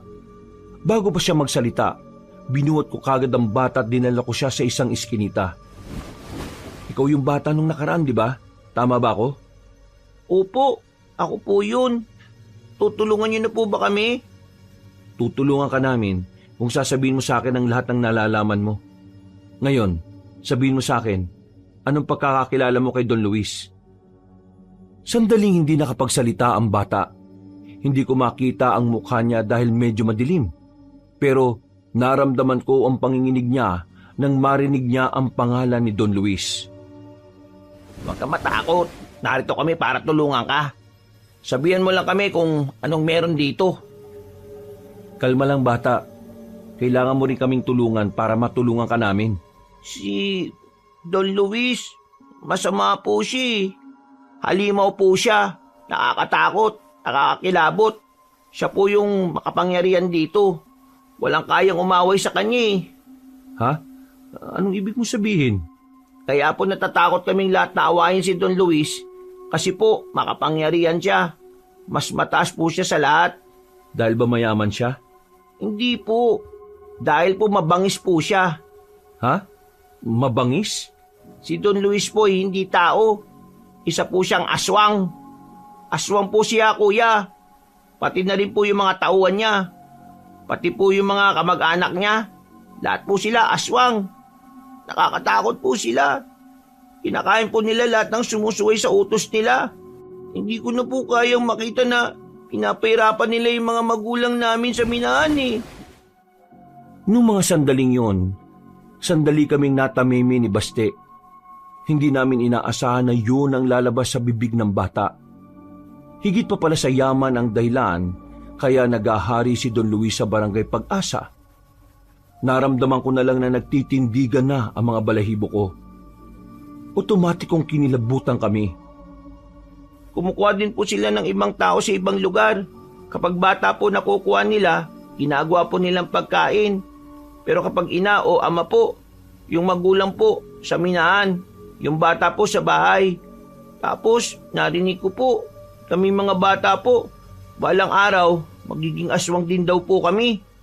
Parang gagawin po nila kaming kagaya nila. Kapag di po daw kami nakaalis dito sa lalong madaling panahon, baka po mangyari yung sinasabi nila. Ay nako, komplikado to. Hindi to magiging madali bata. Pero susubukan namin makaisip ng paraan para mailigtas kayo. Pre, seryoso ba? Mga aswang na makakalaban natin dito, no? Hindi na tao. Ngayon nalaman ko na ang totoo. Mas lalo akong nagkaroon ng dahilan para tulungan sila. Pre, ayaw kitang madamay dito. Kaya ako nang bahala sa problemang to. Ha? Buwang ka ba? Paano kung ikamatay mo tong gagawin mo, ha? Hindi ko alam pre. Basta ang nasa isip ko lang ngayon, kailangan may gawin ako. Kung hindi, baka pagsisihan ko rin sa uli. Pambira ka talaga, oh. Sige na po, tulungan niyo na po kami. Wala na pong ibang tutulong sa amin kundi kayo lang po eh. Sige na po. Sige, huwag kang mag-alala. Tutulungan namin kayo. Ngayon, ang gawin mo, bumalik ka sa bahay nyo. At wala kang pagsasabihan na nag-usap tayong dalawa. Naintindihan mo? Tumango ang bata at nagmamadali na itong umalis. Kaming dalawa naman ni Baste ay pansamantala na munang tumigil sa gilid. Tumingin muna kami sa paligid. Matapos makapagmasid, agad na rin kaming umalis. Dumaan kami sa gubat. Maliwanag kasi ang bungad ng barangay Pag-asa kaya malaki ang tsansa na malaman nilang naroroon kami. Habang naglalakad kami sa gubat, sa di kalayuan nakarinig kami ng mga kakaibang tunog. Mga tinig na parang galit, na parabang mababangis na hayop ang mga yon. Isa lang ang pumapasok sa isipan namin ng mga sandaling yon, Kabanong. Mga aswang ang naririnig namin. Teka lang, hinto muna tayo. Baka makita tayo ng mga yon. Aswang yun, pre. Oo, malakas ang kutob ko na aswang nga yun. Parang mali yatang dito tayo dumaan ah. Hindi. Tama lang. Mas delikado dun sa bungad. At least dito, madilim. Walang makakakita sa atin dito. Kailangan lang talaga natin mag-ingat. Nasa halos 10 minuto na rin kaming hindi gumagalaw sa kinalalagyan namin. Nang mawala na mga naririnig naming hiyaw at malalakas na angil, saka naman kami naglakas ng loob na lumabas. Pero hindi pa man kami nakakalayo, may narinig na naman kaming boses ng lalaki. Parang hirap na hirap siya. Pero hindi kami kagad naniwala. Kumuha kami ng malaking sanga na pwede naming ipamalo. Maraang kaming naglakad papunta sa likuran ng puno. Malakas ang sinag ng buwan, kaya nakita namin ng lalaking nakasandal doon. Para siyang inihingal at hindi na makatayo. Pre, sugatan siya. Yung bag ko, nasa bag ko. Kailangan ko ng gamot sa bag ko. Hindi ka ba aswang? Hindi ako aswang. Kalaban ako ng aswang. Tulungan niyo ako. Nang masiguro nga namin na hindi siya aswang, ay dali-dali namin siyang nilapitan. Doon lang namin nalaman na marami siyang sugat sa katawan. Mga hiwa na ayon sa kanya, kalmot daw ng mga aswang na nakalaban niya. Nang tingnan ko ang mukha niya, kahit hindi gaano kaliwanag ay namukaan ko siya. Teka, ikaw yung sa bayan, di ba? Makoy? Oo, ako nga. Buti nakilala mo ako. Teka, magkakilala kayo? Oo, nakilala ko yan sa bayan. Nadukutan ng wallet tapos binigyan ko ng 100 para makauwi siya. Tingnan mo nga naman oh, sa ganitong paraan pala tayo ulit magkikita. Astig! Anong astig na pinagsasabi mo, pre? Duguan ako. Kapag hindi ako nagamot, pwedeng may impeksyon ng mga sugat ko. Tulungan niyo kaya muna ako. Yun ang mas kailangan ko eh. At correction lang 50 lang yung binigay mo sa akin, hindi 100. Hindi niyo ba ako tutulungan? Ha? Kaya mo bang tumayo? Oo, kaya ko. Alalayan niyo lang ako. Yung sinasabi mong gamot, nasa bag na yan? At saan ka namin dadalin? Ilayo niyo lang ako rito. Kahit gamutin niyo na lang ako sa daan. Nasa bag ko yung mga pamahid sa sugat. Dalian niyo. Inalalayan namin siyang makatayo. Pinagtulungan namin ni Baste na akayin siya hanggang sa makaalis na kami doon. Nang masigurong wala ng aswang na makakakita sa amin, itinuro na niya kung ano ang aming gagawin para gamutin siya. Kinuha namin ang mga pamahid. Isa-isa naming pinahira ng mga hiwa niya sa katawan. Nilinis din namin yon gamit ang tubig na nasa bag din niya. Makalipas lang ang halos kalahating oras, napansin namin na naging maganda na ang pakiramdam niya. Namamangha ako noon lalo na nang makita na sobrang bilis makagamot ng mga ginamit namin sa sugat niya. Anong klase mga halamang gamot yon? Bakit sobrang epektibo? Mga halamang gamot na gawa ng lolo ko bago siya namatay. Sobrang bisa, parang magic. Matatanggal niya agad yung kirot at mababawasan yung mga pamamaga. Gagaling to mga 3 araw. Mas mabilis kumpara sa ibang sugat na ginagamot sa ospital. Teka, sabihin mo nga sa amin, Makoy. Ano ka ba talaga? Bakit ka nagkasugat ng ganyan? Bakit mo kinakalaban yung mga aswang ng mag-isa ka lang? Hindi ako nag-iisa. Meron akong kasama. Nagkahiwa-hiwalay lang kami. Natagpuan namin ang kuta ng mga aswang sa isang kuweba. Inatake namin sila kaagad. Hindi namin inakala na meron silang mga hinahandang patibong. Nakaamoy kami ng masangsang, nahilo kami. Dahil doon, hindi kami nakalaban ng maayos. Buti na lang nakatakas kaagad kami. Manunugis ka ng aswang? Hinahunting namin ng mga aswang para wala nang salot dito. Meron din kaming alam na aswang eh. Anong ibig mo sabihin? Hindi ka rin ba nagtataka na nandito kami sa gubat? Galing din kami sa isang lugar na merong mga aswang. Pauwi na kami matapos mag-imbestiga. Nalaman namin na may isang baryo ng mga tao na hawak ng mga aswang. Inaalipin ng mga aswang yung mga tao para pagtrabahuin sa isang minahan. Ayon sa isang bata na nakausap namin darating daw ang araw na ang mga bata naman ay gagawin din kagaya ng mga aswang. Ha? Seryoso ba kayo sa sinasabi nyo? Oo, ngayon lang din namin nalaman eh. Kung manunugis ka pala ng aswang, tingin ko makakatulong ka sa amin. Makakatulong ka sa mga taong nanganganib ang buhay. Sa mga taong walang kalayaan. Dahil nakakulong sila sa takot na dulot ng mga aswang. Ngayon ko lang narinig ang bagay na yan Pero kung ganyan nga ang nangyayari, huwag kayong mag-alala. Makikipagtulungan ako sa inyo. At saka, Dapa, dumapa muna kayo. Walang maingay Natataranta kami sa sinabing yon ni Makoy. Pero sinunod namin siya. Mga ilang sandali lang, merong isang halimaw na dumaan. Matangkad siya. Siguro nasa 7-footer ang taas niya at mahabang buhok. Umaangil at parabang merong hinahanap. Nang makalagpas pa yon, napahinga kami ng malalim ni Baste. Aswang yun. Aswang na asbo. Isang aswang na may kakayahang mag-anyong tao at aso. Kaya rin nilang maging kalahating tao, kalahating aso. Sila ang mga nakatoko sa pagkikidnap para dalhin sa lungga nila. Kung ganon, totoo nga yung sinabi ng bata sa baryo namin. Totoong halimaw ang nangunguha ng mga tao. Matagal lang totoo yan, Ngayon nyo lang nalaman kasi ngayon lang naman may nakakita. Pero, taktika na nila ang ganyan. Saan ka na ngayon? Hindi ka kasi pwede sa amin Magtataka si Papa kung anong nangyari. Mas lalong hindi rin naman pwede sa amin. Papatayin nga ako ng tatay ko, di ba? Hindi nyo naman ako kailangang problemahin Medyo maayos na ang pakiramdam ko. Makakauwi ako kahit ganito. Ihatid nyo lang ako sa kalsada. Inalalayan namin siyang makatayo. Pero kaya na niyang maglakad ng mag-isa. Nakalabas naman kami ng kagubatan at narating namin ang paradahan ng mga tricycle. Pinasakay na namin si Makoy doon. Na parabang walang nangyari. Kumikilos lang siya ng normal kahit na marami pa rin siyang sugat sa katawan. Elman, 3 araw. Magpapagaling lang ako. Magkita tayo ulit sa bayan Pag-usapan natin yung mga bagay-bagay.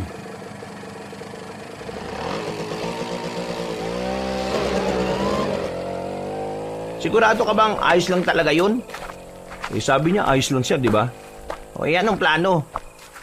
Pahinga muna tayo. Hintayin natin si Makoy gumaling. Siya ang makakatulong sa atin. Ikaw, saan ka ngayon? Hindi ko rin alam Baka matulog na muna ako sa kung saan-saan lang. Sa bahay ka na nga muna. Huwag ka na lang lalabas para hindi malaman ng airpot mo na nasa amin ka. Ayos lang ba yun? Oo naman. Kasya pa naman tayo sa kwarto ko Sumakay na rin kami sa tricycle at nakauwi naman kami na maayos. Inabutan namin si Papa na nagsisibak ng kahoy. Tinigil niya kagad ang ginagawa niya at sinalubong ako ng tanong. Ay, saan ka ba nang galing? Kanina ka pang hapon wala 8:00 na ng gabi, saka ka lang umuwi. Wala kang sinabi kung saan ka pupunta. May may pinuntahan lang kami nitong si Baste. Saan? Saan niyang pinuntahan niya, Baste? Diyan lang po sa may may okasyon lang naman po. Napakain. Oo pa, napakain nga. Pero huwag kayong mag-alala. Hindi naman kami nakainom Normal lang. Sa susunod magsabi ka sa akin kapag aalis ka o may pupuntahan kang mga ganyan. Alam mo namang uso ang kidnapping ngayon Pasensya na pa. Huwag ka mag-alala. Magsasabi na ako kagad sa susunod. May dapat lang. Pa, pwede bang dito na muna sa atin si Basti matulog? Nag-away kasi sila ng airpot niya Wala namang problema. Kaso ang iniisip ko, baka mamaya puntahan ka rito ng airpods mo, Baste. Hindi naman po siguro. Basta, hindi niya alam na narito ako. Siya sige. Pumasok na kayo sa loob at kumain na kayo. Palihim kaming nag-appear ni Baste na makapasok na kami sa bahay. Sa puntong yon, nakaramdam na rin kami ng ginhawa. Sa sobra kaming napagod sa mga nangyari, kaya para tuloy kami mga hindi kumain ng ilang araw sa sobrang gutom. Bandang 10:00, dinalaw na agad ng antok si Baste. Nauna na siyang natulog sa kwarto ko. Habang ako na nagmumuni-muni, bigla kong nilapitan ni Papa at inabutan niya ako ng kape. Hindi ka makatulog ano? May iniisip ka siguro. Hindi lang talaga ako inaantok pa. Tapos, binigyan niyo pa ako ng kape. Galing kang barangay Pag-asa, hindi ba? Kala mo, hindi ko alam, no? Ho? Paano niyo po nalaman pa? Kilalang kilala kita kung kailan ka nagsasabi ng totoo at hindi. Napag-usapan natin yan eh. Tapos, bigla kang nawala ng hindi nagsasabi. Dati ka naman nagpapaalam kapag aalis ka. Tapos sasabi mo sa akin galing kang okasyon. Pero nung pinakain ko kayo, gutom na gutom kayo. Sinong niloloko mo? Wala na akong nagawa Kabanong kundi ang aminin sa kanya na nanggaling ako roon. Pero hindi ko sinabi kung ano ang totoong nangyari. Ayoko kasing masangkot pa siya sa kung anuman ang mga gusto naming gawin ni Baste. Hindi naman siya nagalit. Pinagsabihan niya lang ako na huwag ko na ulit uulitin dahil baka mapahamak lang ako. Pero ang hindi niya alam, wala akong balak na tumigil. Kahit pa alam ko ng mga aswang ang maaari naming makaharap. Mabilis na lumipas sa mga araw. Nakakuha na rin ako ng tsansa para makaalis ng bahay. Saktong wala pa rin kaming tindang gulay dahil may 4 na araw pa para mag-ani kami. Habang abala ang tatay ko sa pag-sideline sa pagkukumpuni sa barangay, umalis na muna ako ng bahay kasama si Baste. Papunta kami sa bayan para kitain si Makoy. Sigurado kang sisipot yung taong yon? Siya ang nagsabi na magkita ron, di ba? Malamang sisipot yun. Pre, medyo kinakabahan ako eh. Parang ayaw ko naman na iwan ka mag-isa. Kapag namatay ka, yari ako sa tatay mo. Huwag ka kasing nega. At saka, hindi lang naman si Makoy yung makakasama natin eh. Kasama rin natin yung mga kasamahan niya. Nang makarating na kami sa sasakyan, ay bumiyahe na rin kagad kami. Ilang minuto lang ay narating na rin namin ang bayan. Inabutan namin si Makoy roon. Mukhang totoong magaling na siya. Malayo pa lang, ngumiti na siya kagad sa amin. Maraming salamat at dumating kayo. Ngayon, pag-usapan natin kung paano natin ililigtas yung mga tao sa Barangay Pag-asa. Anong unang gagawin natin? Sumunod kayo sa akin. Ipapakilala ko kayo sa mga kasamahan ko. Meron kaming pinuntahang luma at malaking bodega. Pagpasok namin doon, ay naghihintay ang mga kalalakihan na maraming tattoo sa katawan. Malalaki ang mga katawan. Para silang mga gangster at mga bad boy sa palabas. Meron din kaming nakita roon na may mga benda sa kamay at sa bandang balikat. Doon, pinag-usapan namin ang gagawin pagpunta sa Barangay Pag-asa. Ilang minuto lang ang tinagal ng pag-uusap, maya-maya lang ay lumarga na rin kami. Noong mga sandaling yun, kabado talaga ako noon, Kabanong. Pero kapag naalala ko ang pagmamakaawa sa akin ng bata, para akong nagkakaroon ng lakas ng loob.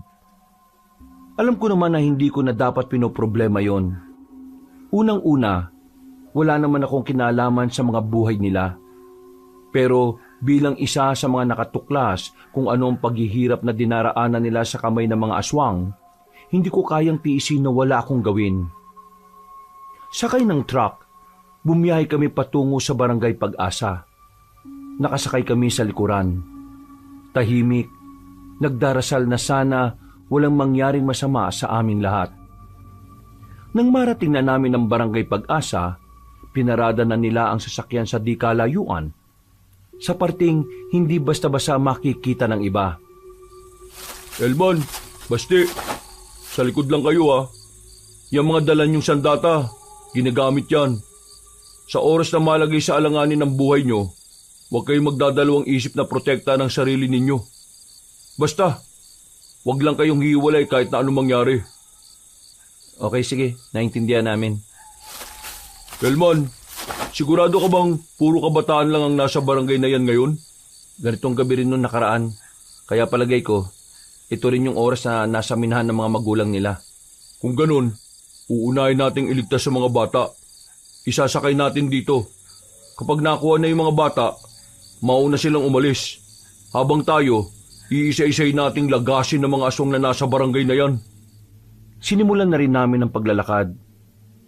Maingat ang bawat hakbang namin para wala kaming magawang ingay. Ayon kasi kay Makoy, may mga aswang daw na malalakas ang pandinig. Nang matanaw na namin ang liwanag na nagmumula sa barangay Pag-asa, sinenyasan na ni Makoy ang mga kasama namin. Nagwatak-watak, iba-ibang direksyon ang pinuntahan. Pero kami ni Baste ay kasama lang ni Makoy. Dumiretso kami hanggang sa makarating na kami sa likuran ng isang bahay. Dumaan kami sa gilid. At nang makita na namin ang isang batang lalaki na abalang nagsisibak, nilapitan namin siya kaagad. Kaso sa halip na sumama sa amin, umiyak siya at natakot. Oh, huwag ka matakot. Hindi kami masamang tao. Ililigtas namin kayo. Itatakas namin kayo sa kamay ng mga aswang. Biglang tumakbo ang bata paalis. Hahabulin pa sana namin pero pinigilan kami ni Makoy. Hayaan na lang natin. Baka may makakita pa kapag hinabol natin siya. Mukhang mahirapan tayong kumbinsin sila. Kailangan nating ipaliwanag sa kanila na hindi tayo kaaway. Hindi pwedeng katakutan nila tayo dahil mabubulilyaso tayo rito. Lumipat kami sa kabilang bahay. Sa kabutihang palad, sumama sa amin ang mga batang naroon. Nang makita kami ng ibang mga bata pa, sila na ang nagkusang lumapit sa amin. Wala pang 5 minuto, marami na kagad kaming daladalang mga bata. Paalis na kami nang biglang makasalubong namin sa isang bakuran si Mr. Uy. Nanlaki ang mga mata niya nang makita niya kami sa ganoong paraan. Sino ka? Wag, si Mr. Uy yan. Hindi siya aswang. Siya yung sinasabi kong inutus-utusan ng mga aswang. Binablackmail lang din siya. Ano inyong gawa rito? Kayo takas mga bata. Mr. Uy, tutulungan namin kayo. Sumama na kayo sa amin. Hindi ko pwede iwan ka barangay ko. Pag ako alis, paano sila? Kami nang bahala sa kanila. Kaya sumama ka na. Hindi. Wag. Bawal ako alis. Kapag ako sama sa inyo, maiisip nila ako kasabwat. Ba't nawala mga bata? Kapag isip ni Don Luis ganon, kawawa mga kabalangay. Sila pagbubuntungan galit. Elman, pre, may punto siya. Kailangan niyang magpaiwan dito para magpanggap na walang kinalaman sa mga nangyari. Pero ako masaya kasi ikaw buti puso. Pero ako alalay ba ko kasama? Una niyo alis sa mga bata. Ingat niyo sila. Ako na bahala sa iba. Sigurado ho kayo? Wala na tayong oras. Kailangan na nating umalis dito, Elman. Balikan na lang natin sila. Kailangan lang nating unahin ang mga bata. Ngumiti ng pilit si Mr. Uy, pero baka sa mukha niya ang takot at pangamba. Alam na naming inihatid ang mga bata sa truck. Lahat naman na ay naisakay na namin. Pero ang ipinagtataka ko, wala yung batang nakausap namin. Sige na, dalhin niyo na sila sa lugar natin. Doon na muna sila habang hindi pa natatapos ang problema dito. Mabilis na pinaandar ng kasama namin ang truck. Kami naman ay dali-dali bumalik. Nakita pa namin si Mr. Uy na umalis na sa barangay Pag-asa. Nagmamadali siya kaya sinundan kagad namin. Meron siyang dinaanan na liblib. Nang makalagpas kami roon, natatanaw na namin ang isang site kung saan naroon ang minahan. Lumapit kami roon para marinig ang magiging usapan ni Mr. Uy at ni Don Luis. Don Luis, ako melon sa mga balita. Huwag ka sana gagalit, ha? May masama kang balita pero gusto mong wag ako magalit. Anong gusto mo? Magdiwang ako? Maging masaya ako? Sorry, boss. Ako lang sasabi ng balita. Kasi dapat alam nyo balita. Ano nga ba yan, Mr. Uy? Mas lalo lang ako nabubwisit pag ganyan eh. Pagbalik ko balangay, pansin ko mga bata wala na. Di ko alam saan pupunta. Baka takas sila. Boss, baka alis sila bigla. Wala kasi bantay eh. Kung yung mga bata nakatakas, paano mga walang bantay? Inutusan ko si Beatrice na puntahan ng mga tauhan doon para magbantay. Nasaan sila? Ako wala, bossing. Ako dati wala bantay talaga. Kaya ako gugulat din eh. Beatrice, anong ibig sabihin nito? Di ba inutusan kitang maglagay ng bantay doon? Ano nangyari? Nagputos din po ako sa kanila na magbantay doon, Luis. Pero hindi ko alam kung bakit walang bantay doon. Kayo mga siraulo kayo, ah. Saan kayo nagpunta? Saan kayo galing at bakit wala kayo sa barangay? Napalingon silang lahat sa 7 lalaki na kararating lang. Nakayuko ang mga yon. Amoy alak pa. Lalong nanggalaiti si Don Luis noong mga sandaling yon. Nagulat kami sa susunod na nangyari, Kabanong. Dahil sa katarantaduhan nyo, nawala mga bata sa mga bakuran nila. Umangin ng malakas si Don Luis. Humaba ang kuko. Dinakma niya ang isang lalaking aswang sa gilid. Dinukot niya ang puso nito. Hindi pa nakontento ang Don, sinunod naman niya ang isa pang lalaki. Pinagkakakalmot niya yon hanggang sa lumaylay na ang ulo. Balak pa sanang paslangin ni Don Luis ang iba pang aswang pero inawat na ito ng babae. Nakatikim naman ito ng malakas na sampal. Isa ka pang babae ka! Ang tanga-tanga mo! Bakit hindi mo siniguro na magbabantay talaga ang mga tao mo? Tingnan mo ang nangyari. Nakatakas sa mga batang magsisilbi sana sa susunod na henerasyon. Patawarin niyo po ako, Don Luis. Patawarin? Wala kang kwenta! Ikaw lang ang babaeng aswang na makitid ang utak kahit na kailan. Manang-mana ka sa ama mo. Ano? Ano ba tinatanga nyo? Hanapin nyo na ang mga bata. Mga bata lang yon. Hindi pa nakakalayo mga yon. Agad na kumilos ang lahat ng aswang na naroon. Sumunod din naman si Don Luis sa mga yon. Ang tanging natira na lamang sa minahan ng mga oras na yon ay si Mr. Uy at pati na rin ang iba pang mga taga-barangay na nagmimina. Bilis! Bilis! Agad naming nilapitan si Mr. Uy. Nagbantay kami sa labas habang siya naman ay pumasok sa minahan para sunduin ang mga kasama. Sinamantala namin ang pagkakataon na wala pa ang mga aswang. Paglabas nila, wala kaming sinayang na pagkakataon. Mas lalong naging malala ang kaba ko noon mga sandaling yon, Kabanong. Ang dami kasi nila. Hindi maiwasan na makalika sila ng ingay habang tinatahak namin ang kagubatan. Mga ilang sandali lang, biglang tumigil sa paglalakad si Mr. Uy. Nagtaka naman ako kung bakit. Meron siyang naalala. Nako! Oh, bakit Mr. Uy? Anong problema? Si Ruel! Sinong Ruel? Si Ruel yung bata. Bata na kausap niya. Yung hingi tulong sa'yo. Si Ruel yun. Doon siya iwan sa bahay niya. Wala na nanay tatay, batay na. Kain na sila aswang nung nakalaang buwan. Bakit hindi siya sumama sa amin kanina? Hindi namin siya nakita eh. Ako na balik. Kuha ko si Ruel. At dala ko siya sa inyo. Hindi pwede iwan bata, kawawa. Pag alam Don Luis na loko natin siya, si Ruel kawawa. Buntungan galit. Ako na lang ang babalik. Ituro mo na lang sa akin kung nasaan ang bahay niya. Hindi. Hindi pwede na di ako sampa. Meron sila aso doon. Malami. Ako kilala mga aso. Kapag ako lapit, di sila tahol. Pero kung ikaw, iingay sila. O siya, sige. Sasamahan ko na lang kayo. Kunin natin si Ruel. Pre, samahan na rin kita. Hindi na pre. Tulungan mo na lang si Makoy maghatid sa mga taong yan. Sigurado ka ba? Oo, kaya ko na to. Magtiwala ka sa kaibigan mo, Basti. Tara na. Elman, mag-iingat kayo ah. Huminga ako ng malalim bago kami umalis. Pagbalik namin sa barangay Pag-asa, nakita namin ang mga aswang doon. Kasama nila si Don Luis. Galit na galit. Pinagwawawasak ni Don Luis ang mga makikita niya sa daan. Habang kami naman, maingat na naglalakad at sumisimple ng abante. Nang makakuha kami ng tamang pagkakataon, mabilis kaming tumakbo palapit sa bahay na merong tolda sa harapan. Agad kaming nagtago roon nang makitang may paparating na mga tauhan ni Don Luis. Sumisingot-singot sila na parabang meron silang hinahanap. Mabuti na lang talaga ay hindi nila nalaman na naroon kami.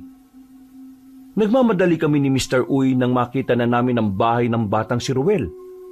Dahil nga may mga aso sa harapan, hindi na ako lumapit. Hinayaan ko na lang si Mr. Uy na pumunta roon. Ang kaso nga lang, hindi pa man siya nakakapasok sa pintuan ay bigla namang nagdatingan sila Don Luis. Boss, ano yung kailangan? Bakit dito? Ikaw ba may utos sa akin? Ako sunod agad sa utos. Ikaw ang dapat na tanungin ko. Bakit ka narito hindi mo naman ito bahay? Sinong nandyan sa loob? Di ba dapat nandun ka sa minahan para bantayan ng mga tao? Kaya ka nandito kasi tinulungan mo silang makatakas. Boss, akin di alam niyo sinasabi. Di ko kayo intindihan. Ano ba, wag mo na akong tarantaduhin.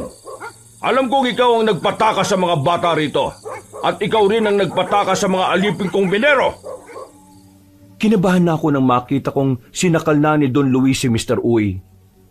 Gusto ko mang tulungan siya pero hindi ko alam kung papaano. Hindi sila bababa sa 10 at mag-isa lang ako. Bukod pa ron, mga aswang sila. Iba ang lakas nila kumpara sa akin. Binagsak ni Don Luis ng padabog si Mr. Uy. Napahawak na lang sa balakang si Mr. Uy sa sakit. Visit na mga aso! Patahimikin yung mga yan! Masusunod po, boss. Mas lalo kong kinilabutan nang makita kong pinaslang ng babaeng aswang ang mga aso. Hindi ko inakala na pati ang mga yun na idadamay. Maya-maya pa, sa pilitang pinatayo ni Don Luis si Mr. Uy, malakas itong idinikit sa pader. Kahit na wala kang kwenta, pinagkatiwalaan pa rin kita. Pero ginago mo lang ako. Boss, ako patay. Ako patay mo na lang. Oo, papatayin talaga kita. Pero hindi ganun kadali. Gusto kong maramdaman mo ng dahan-dahan para maramdaman mo rin ang galit ko. Awang-awa ko kay Mr. Uy ng mga sandaling yon, kabanong. Pero nakita ko siyang palihim na sumisenya sa akin na kunin ko si Ruel sa loob. Wala na akong sinayang na pagkakataon. Habang abala sila sa bakuran, gumapang ako ng mabilis patungo sa gilid ng bahay. Pumasok ako sa silong. Tumagos ako sa likod. Nagmamadali ako noon. Kailangan ko kasing makuha si Ruel bago pa makapasok sila Don Luis doon. Pagbukas ko ng bintana, nakita ko kagad si Ruel na nakahiga. Pumasok ako agad at sinubukan siyang gisingin. Pero hindi siya dumidilat. Naramdaman ko na lang na sobrang init ng katawan niya. Inaapoy siya ng lagnat. Kaya naman binuhat ko na siya at lumabas kami ng bintana. Nanatili muna kami sa silong nang marinig naming nakapasok na sila ng bahay. Don Luis, walang tao rito. Ako sabi sa inyo, wala tao dyan. Ako lang sana higa dyan kasi sakit likod ko. Tarantado ka. Sige, tikman mo to. Ano ha? Masakit? Sumagot ka! Boss, sige pa. Ako lapit na patay. Bakit ka tumatawa? Bakit? Magsalita ka! Ako tawa. Bakit? Ako masaya. Ako tawa kasi kayo loko ko. Kahit ako dito patay, ako wala na pake. Ako kontento na. Kasi mga kasama ko takas na sila. Ligtas na. Sila layan na. Sila di na alipin mga aswang. Ako tawa kasi isang matanda tulad ko. Nagawa kayo lokohin para ligtas ka barangay ko. Ah, ganon ha? Tingnan natin kung makatawa ka pa sa gagawin ko. Kabanong, nung mga sandaling yon ay hindi ko na napigilan ng sarili kong hindi maiyak. Kahit na hindi ko naman kaano-ano si Mr. Uy, naawa ko sa ginawa sa kanya. Pero sa kabilang banda, humanga ako sa ginawa niyang katapangan at sakripisyo. Hindi naging hadlang ang katandaan niya maging bayani sa gitna ng panganib. Pagsilip ko sa harapan ng bahay, nakita ko nakabulagta na roon si Mr. Uy. Umalis na rin ang mga aswang. Sinamantala ko na yon para makalabas kami ni Ruel. Nilapitan ko ang duguan na si Mr. Uy. Punong-puno ng kalmot ang katawan niya. Hindi na makilala ang mukha niya sa dami ng hiwa. Maraming salamat, Mr. Uy. Maraming salamat sa ginawa niyo. Salamat sa pagpapahalaga mo sa mga taga rito. Huwag ka mag-alala. Hindi ko sasayangin ang sakripisyong ginawa mo. Hindi ka namin makakalimutan. Binuhat ko na si Ruel at agad na rin kaming umalis sa baryo. Masakit man sa akin na iwan ang katawan ni Mr. Uy, pero kailangan ko yung gawin. Nang nasa kagubatan na kami, hindi naging madali para sa akin ang pagtakas. Nalito ako sa dinaraanan namin, kaya tumigil na muna ako sa gilid. Sakto naman na nagkaroon ng malay si Ruel. Kuya, nasan tayo? Nasa gubat tayo. Itatakas kita sa mga aswang. Kuya, yung mga kaibigan ko po't mga magulang nila, kailangan natin silang iligtas. Huwag ka na mag-alala. Nauna na sila. Huwag ka na magsalita. Mataas ang lagnat mo oh. Magpahinga ka lang. Ako nang bahala. Maraming salamat po, kuya. Kahit na, Shh! Huwag ka maingay.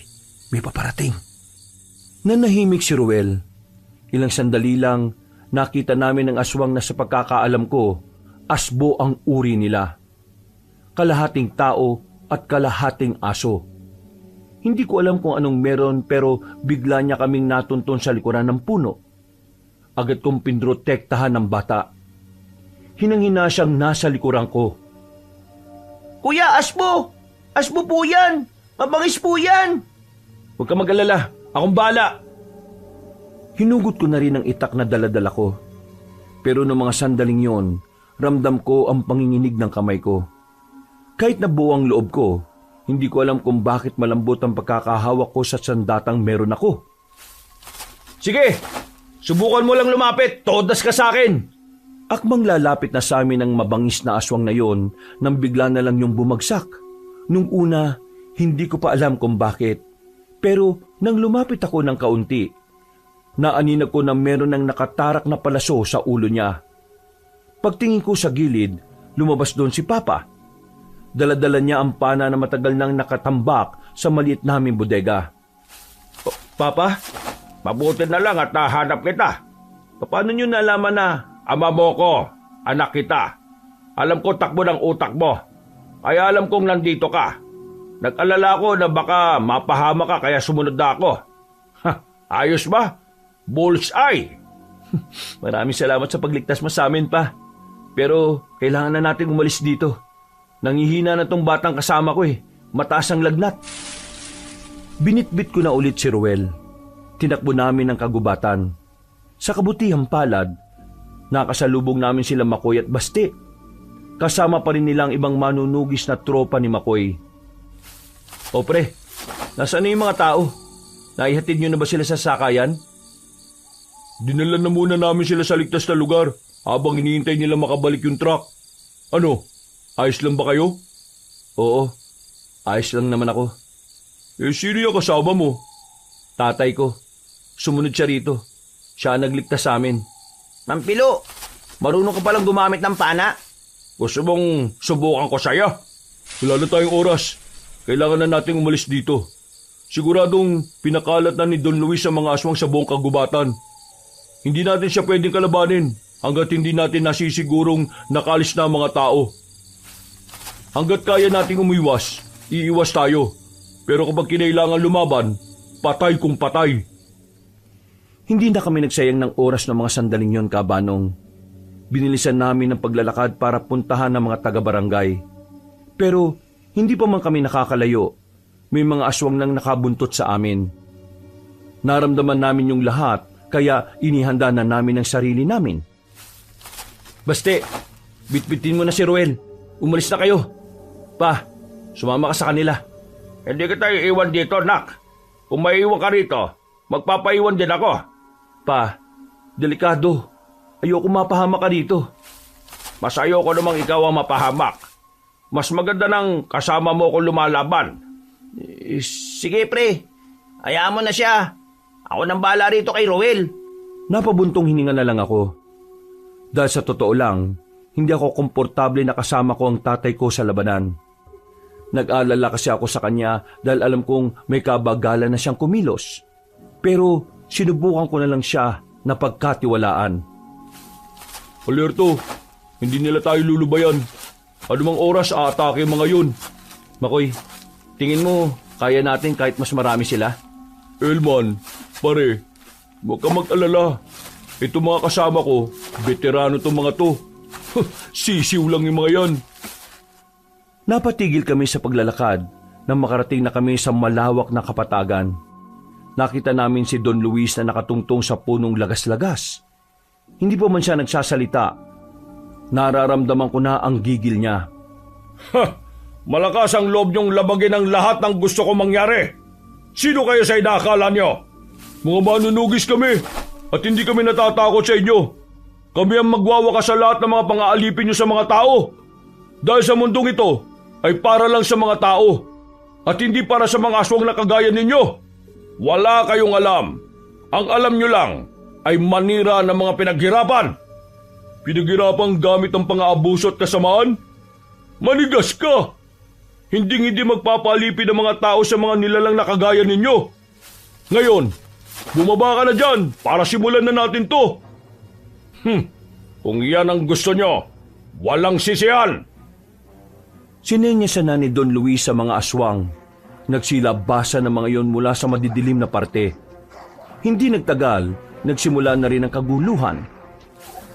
Manong, pumesto ka sa ligtas na lugar ha.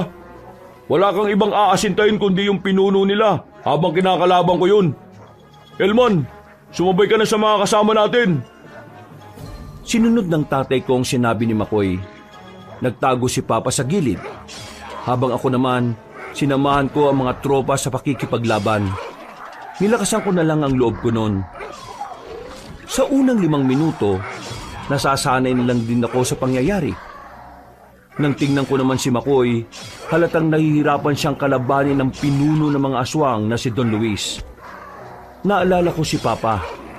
Napansin ko kasing hindi siya nagpapakawala ng palaso mula nang makipaglaban si Makoy.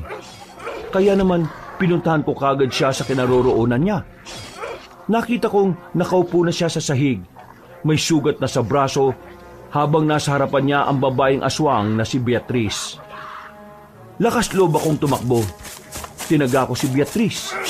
At dahil hindi niya ako naramdaman, tinamaan ko siya sa liig. Agad siyang napadistansya. Wala akong sinayang na pagkakataon. Tinara ko sa kanya ang itak na hawak ko. At nang masiguro kong wala na siya, nilapitan ko kagad ang tatay ko. Pa! May tama ka. Ayos lang ako. Hindi naman to malalim eh. Pero anak, hindi ko na kayang bumanat ng pana. Masakit sa braso. Baka hindi ko maasinta. Baka ang kasama mo ang matamaan ko. Ako na po ang aasinta. Sigurado ka ba? Hindi ka naman marunong nito eh. Nung bata ka ayaw na ayaw mo ng pana kasi napitikan ka na ng goma sa pisngi dati. Pa, kailangan ko tong gawin. Tingnan mo si Makoy oh. Nakikita mo ba yung sitwasyon niya? Sugatan na rin siya. Hindi niya kaya si Don Luis. Ibang klaseng aswang ang isang yun. Sige anak, ikaw na ang gumawa. Gagabayan kita. Kinuha ko ang pana at agad itong binalahan ng palaso. Tinutok ko ang palaso sa direksyon kung saan naroon si Don Luis. Kinakabahan ako. Gumagalaw kasi ang target ko noon. Sa buong buhay ko, hindi ko yung ginawa. Tanging sa mga sandaling yon, nasubo ko ang pag-asinta ko. Nanginginig ang kamay ko. Parang pinanghihinaan ako ng loob dahil ilang beses nang tinamaan ng kalmot ni Makoy. Hindi ko pa magawang bitiwan ng palaso. Nak, kumalma ka. Huwag ka maging tensyonado. Tandaan mo, ang pag-asinta ay kailangang nakakonekta hindi lang sa utak natin. Dapat nasa puso mo rin. Isipin mo ng maigi. Pakiramdaman mo sa loob mo kung bakit ito kailangang gawin. Anong pinaglalaban mo? Ano ang kailangang makamit ng tagumpay na inaasam natin ngayon? At saka ka makipag-ugnayan sa hangin. Pakiramdaman mo ang ihip niya. Tansyahin mo ang paglakas at paghina ng hangin. Kapag magaan na ang pakiramdam mo at kaya mo nang tanggapin ang resulta, bitiwan mo na ang palaso. Hinawakan ako ni Papa sa balikat. Dahil sa ginawa niya, ay naging kalmado na rin ang puso ko. Naging klaro na rin ang utak ko. Huminga ako ng malalim.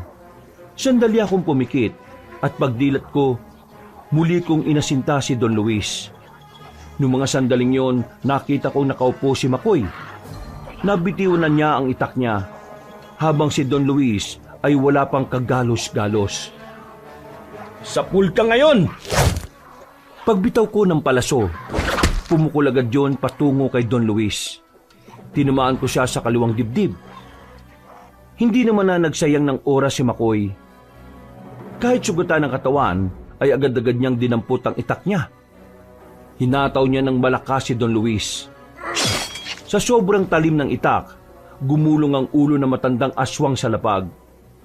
Ha! Ang galing mo, nak! Nagawa mo!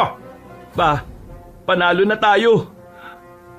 Nang makita ng ibang aswang na wala na ang kanilang pinuno, pinanghinaan sila ng loob kaya kalaunan napaslang na rin sila ng iba pang manunugis. Napabuntong hininga na lang ako nung mga oras na yon. Nilisan namin ang lugar na yon at nagtungo na muna kami sa kuta nila Makoy. Doon ay inasikaso na muna namin ang mga taong na-rescue namin mula sa mga aswang. Naging maganda na rin ang pakiramdam ni Ruel. Kinaumagahan, maaga kaming nagising. Kailangan kasi naming balikan ng barangay Pag-asa para siguraduhin pwede nang bumalik ang mga tao. Kuya, sandali! O Ruel, maayos na ba pakiramdam mo? Kuya, maraming pong salamat ha. Niligtas nyo kami. Mga kuya, salamat po talaga. Wala yun. Ililigtas talaga namin kayo kahit na anong mangyari. Kasi yun ang dapat. Tama si Elman. Ngayon, wala na mga aswang. Makakapamuhay na kayo ulit ng payapa. Pero sa ngayon, dito na muna kayo mananatili sa kuta namin ha. Hanggat hindi namin nasisiguro na wala na talagang aswang doon. Dito muna kayo titira. Pero kapag wala ng aswang sa Pag-asa, ihahatid namin kayo ron pabalik. Sige na, umalis na kayo. Tutulong na lang ako sa pag-aasikaso sa kanila. Binalikan namin ang barangay Pag-asa. Sinuyod namin ang buong lugar at wala na rin kaming nakita. Ang tanging naabutan namin doon ay ang katawan ni Mr. Uy. Kaya bago namin pabalikin ang mga residente, ginawa na muna namin ang maayos na libing ng matandang incheck. Sinaluduhan namin siya para sa kabayanihan na ginawa niya para sa mga kalugar niya. Ilang araw lang ding nakalipas, muling bumalik ang sigla ng barangay Pag-asa. Wala nang pangamba sa kalooban ng tao. Mula noon, namuhay na sila ng malaya. Natutulog at gumigising na sila nang wala nang nararamdamang takot. Kabanong, sobrang saya ko na nangyari yon. Iba pala ang pakiramdam kapag meron kang tinulungan na makalaya mula sa madilim nilang nakasanayan. Dahil sa mga nangyari, naging parte na rin kami ng barangay na yon. Madalas na kaming naghahatid sa kanila ng mga tinda naming gulay. Mas lumalim din ang pagkakaibigan namin ni Makoy. Tropa na rin siya ni Baste, kaya madalas silang may pinagtatalunan. Hindi na siya ibang tao sa amin. Kung minsan nga ay nadalaw siya sa bahay. Inaabutan niya pang nagbubunga nga si Aling Fatima. Hindi pa rin siya nagbago. Kabanong, palagi pa rin niya kaming pinapalayas kahit na hindi naman kanya ang lupa at bahay namin. Dito ko na po tatapusin ang aking kwento, Kabanong. At sa mga kabangers at kayanggaw natin dyan, sana ay meron kayong napulot na magagandang aral. Sana nagustuhan nyo ang kwentong handog ko sa inyo ngayon. Marami pong salamat at pinagpalang araw sa inyong lahat. Mga kabangers, mga kayanggaw, Kabanong Puli, bago po tayo magwakas, ako po'y nagpapasalamat sa inyo sa pakikinig nyo at pagsubaybay dito sa kwento natin ngayong araw na to. Pero kung medyo nabitin po kayo sa ating kwento ngayon, inaanyayahan ko po kayong bisitahin nyo yung isa pa nating channel, yung Pamela Clamil Channel.